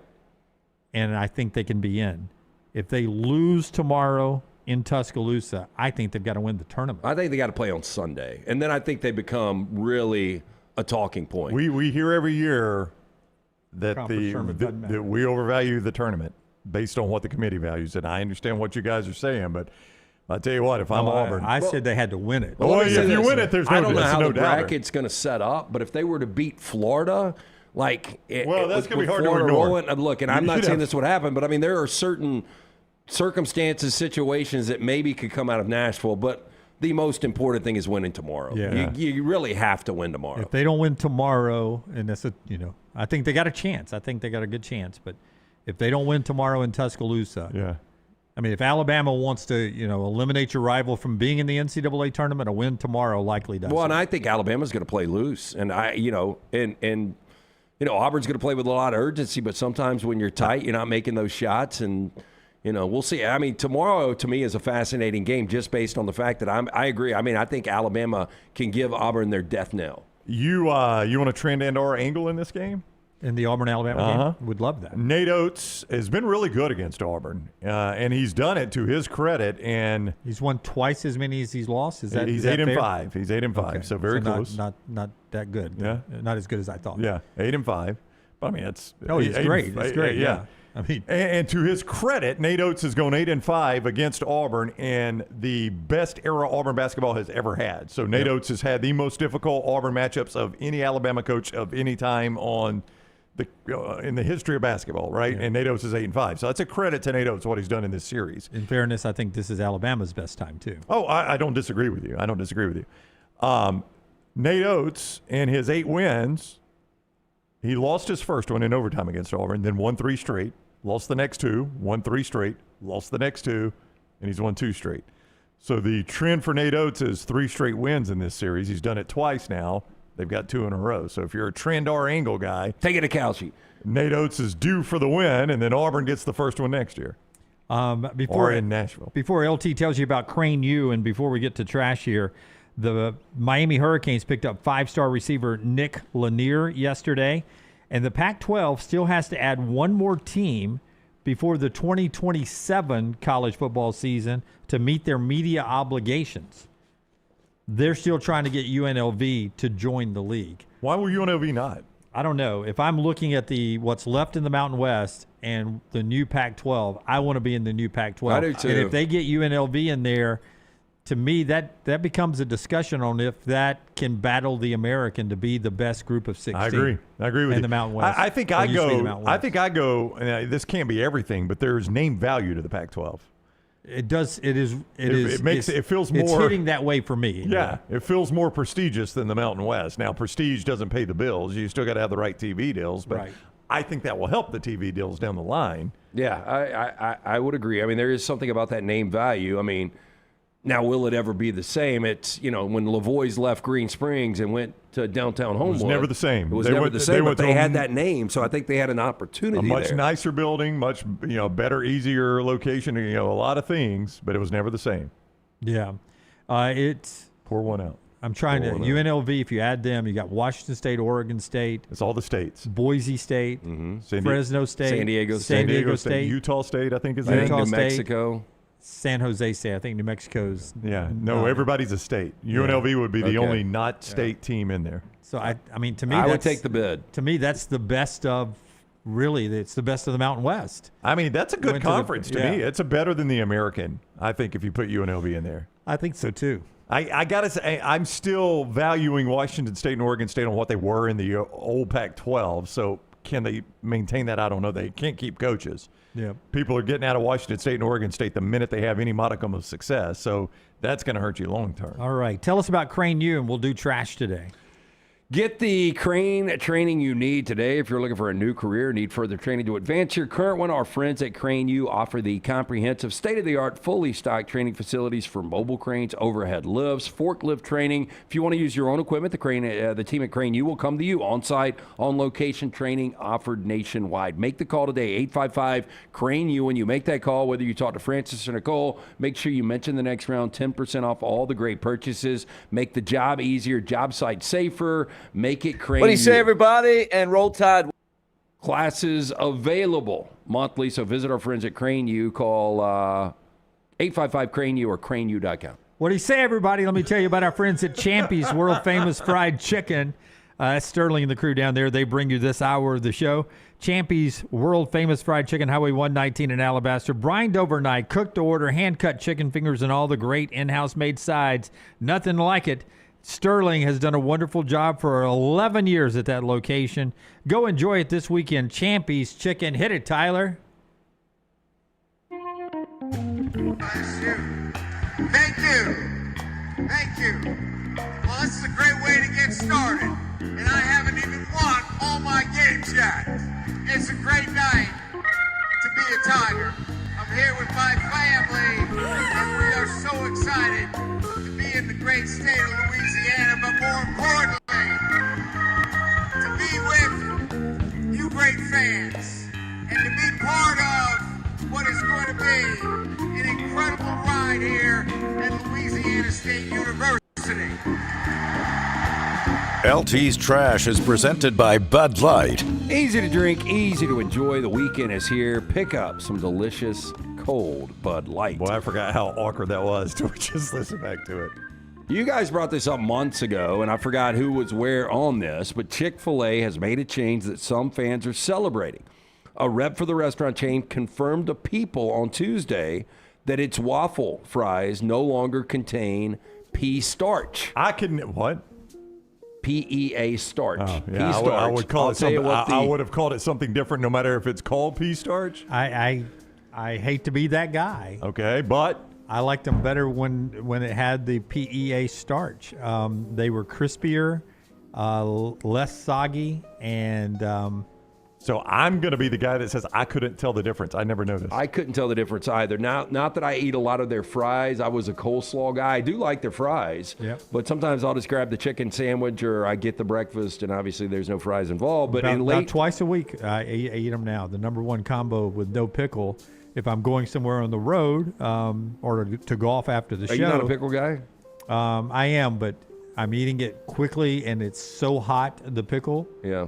And I just need it out of my sandwich. So in late 2024, fast food chain added the ingredient when it updated the recipe. At that time, Chick-fil-A posted a notice on its website announcing it had made, quote, slight adjustment to the fries to make them stay crispier longer. To your point. And as I'm riding down the road from here to Bent Brook, I eat the sandwich first because I'm one hand driving, one hand eating, and then I eat all the fries. And so by the time I get to the course, I'm done. The fries with the PEAP, whatever, stayed consistently good to me. Now, do you ever stop at that burger joint right there? Have you done that in a while? Yeah. The fact that you can still smoke in there. It's baffling. It's like the health department doesn't know it exists. You ever had that burger? I have not. It's a good burger. Do you? No, I can already see in his face. Here comes Jimmy Overrated. I'm not going to comment. Many people say it's the best burger in Birmingham. I would not say that, but I do think it's very good. Now, according to Chick-fil-A, quote, while the new recipe doesn't contain any of the 9 major allergens, the new waffle potato fries coating does contain pea starch. Now, that was back when they released it in 2024. Influencer, fashion entrepreneur Daryl Ann Denner expressed disappointment over the change. One of her Instagram stories saying, quote, one of my New Year's resolutions to somehow convince Chick-fil-A to return their fries back to normal. They added this pea protein according to their website so they don't get soggy. Now they just taste gross. Now in the comments of an Instagram post, Chick-fil-A shared customers urged the restaurant to bring back the old fries. Please change the fries back. They aren't as good anymore was the consensus thought. Customer support page on the company's website now reads, Quote, does your waffle fry recipe contain pea starch? ? No, end quote. The chain also updated the ingredients on its website to eliminate the pea starch. I'm with Brown. I didn't notice the difference. Couldn't tell the difference. I dip them in Polynesian sauce anyway, my fries, when I get them there. Barbecue sauce for me. You guys I eat really them couldn't raw. tell the difference? You go raw? I could not. I'm not just playing a part here. I could not. Dunaway liked it better. I stopped going because the fries are ruined. No. Okay, well, you go back now. If we had never told you, you would not. You would I not would have noticed. absolutely noticed. No, I you would did not notice. have. No, you would not have. So you're going back now, though, right? No, I'm done. Wow. Wait, so they've taken it off. Go back. I don't believe them. They replaced it with something even cheaper and worse How for do you. you know until you try it? You need to go try it. That's the hot takes you get on the next reel, which you can get right now on our YouTube channel with You Lance. trusting a fast food company? That's a bold decision. a Missouri toddler trying to, quote, get ball got stuck inside of a claw machine weeks after another kid got stuck after crawling into the same game. We have done this story so many freaking times. These are parents not watching their kids. I just don't know how many kids can get in a ball machine before we figure something out on this. It's got to be over the top, right? Gorilla pit a while back, if you remember that. I do remember that. But Dunaway, I think they go in through the delivery system. I don't think they go in over the top. I think they crawl in with the stuffed animal. How do you get your shoulders and hips in that small thing? kids. They just came out of their mom. Now, that was hard to get out of. There's got to be a door or slot that you can open up to put all the stuff on the inside. And they climb in that. That slot much different than the one you were talking about, Brown.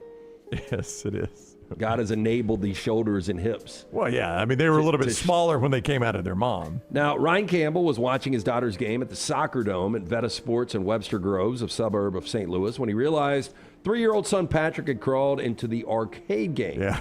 How long had Patrick been in the arcade game? I get ball, Patrick told his father when asked why he climbed into the machine. A photo captured Patrick standing in the machine, peering out from where a prize would typically be dropped for winners. I think it's easier for kids to get in than to win something with this claw. I would agree. Yeah. I mean, if you get in, you should get everything in there, I think. Take agree. all of them home. And what would also be funny is the dad, for his punishment, has to get the kid out with a claw.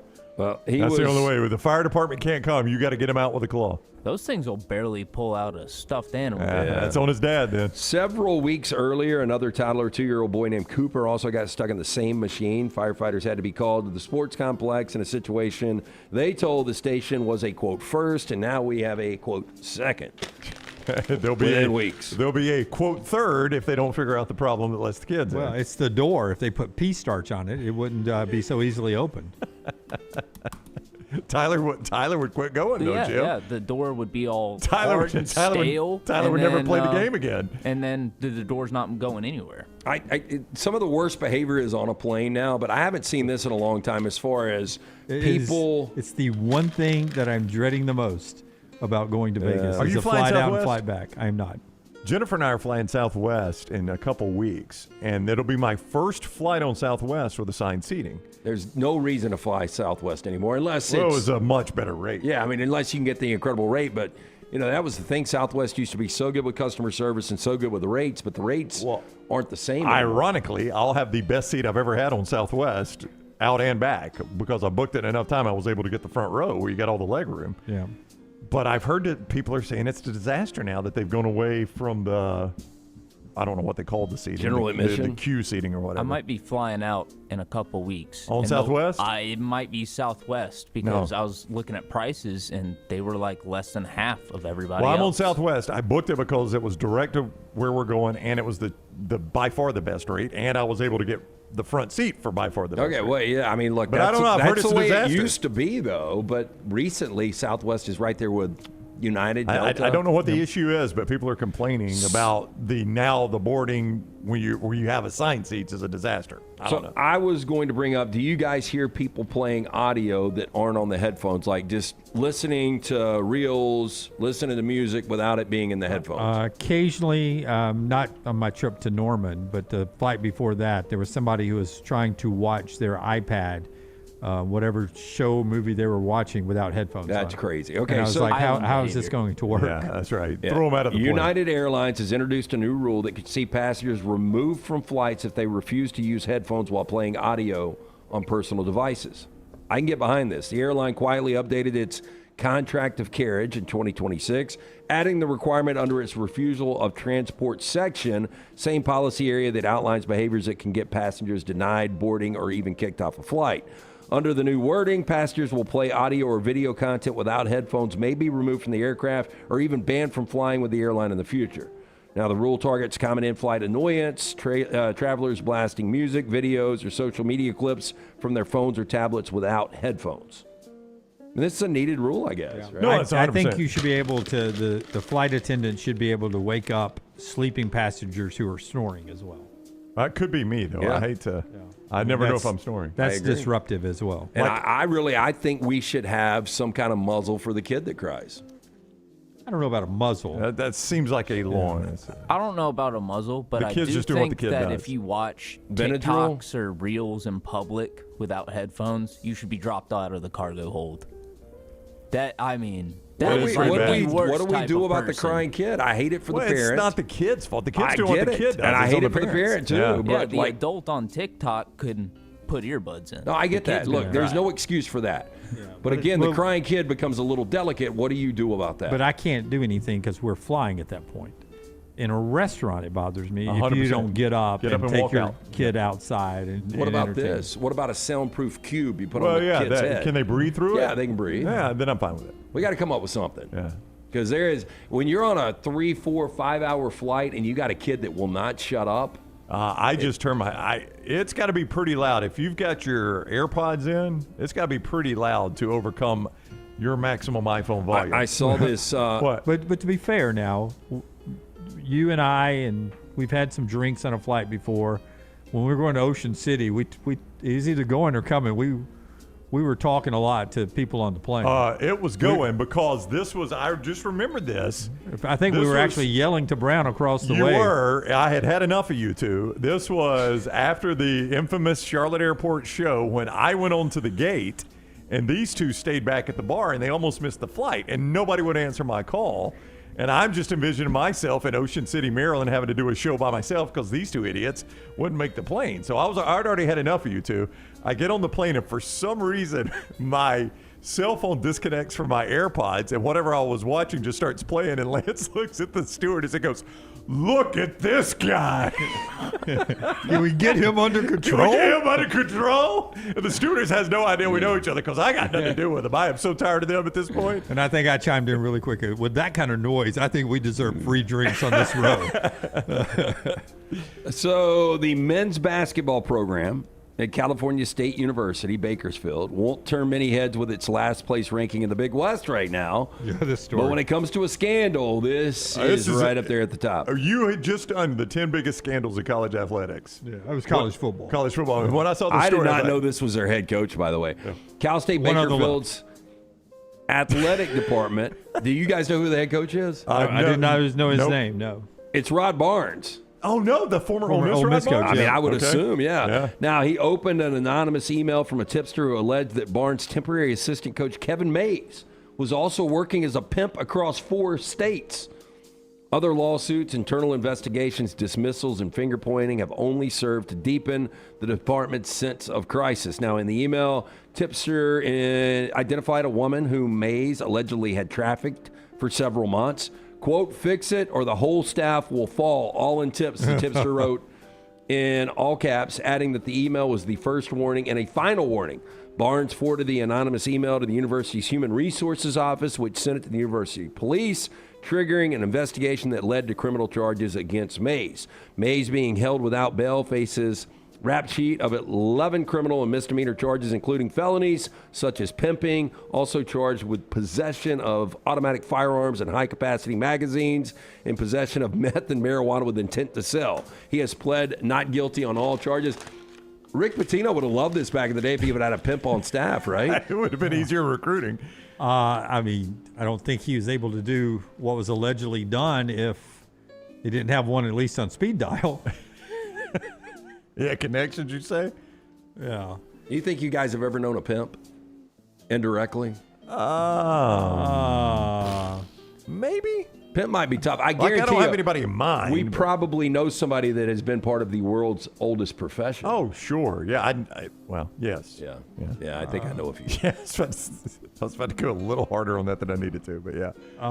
DJ was the pimp's name at Hustle and Flow, 2005. I'm looking at famous pimp names in. Hey, Maine. That's what he kept saying. Maine. I Terrence definitely Howard. think I may have interviewed one for a Man on the Street interview. A pimp? In Milwaukee, yes. Oh, wow. I didn't realize it until after the fact, but Willie Dynamite. It seems like there was a famous pimp.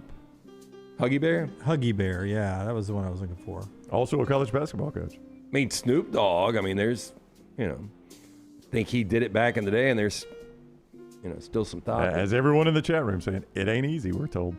Yeah.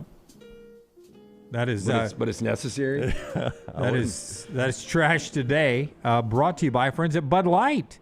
Easy to drink, easy to enjoy. Hey, make plans next week, Wednesday and Thursday. We're out and about with some bonus shows for you on the platform. So first thing you do, set your alert, and that way you know when we pop up and go live. It'll be some Ask Us Anythings and a couple of unique interviews that we'll be doing about some big events coming up. Help me out here. Wednesday, we're at Walk-Ons in Trustful. Yep. So it's our first chance in a while to be at Walk-Ons in Trustful. So in the Trustful area, come out. That's about 4 o'clock in the afternoon at Walk-Ons. Yep. So we'll be there as we start the dinner time. So come on out and hang with us there. And on Thursday, we're at Innisfree as we get ready for upcoming fun on St. Patrick's Day.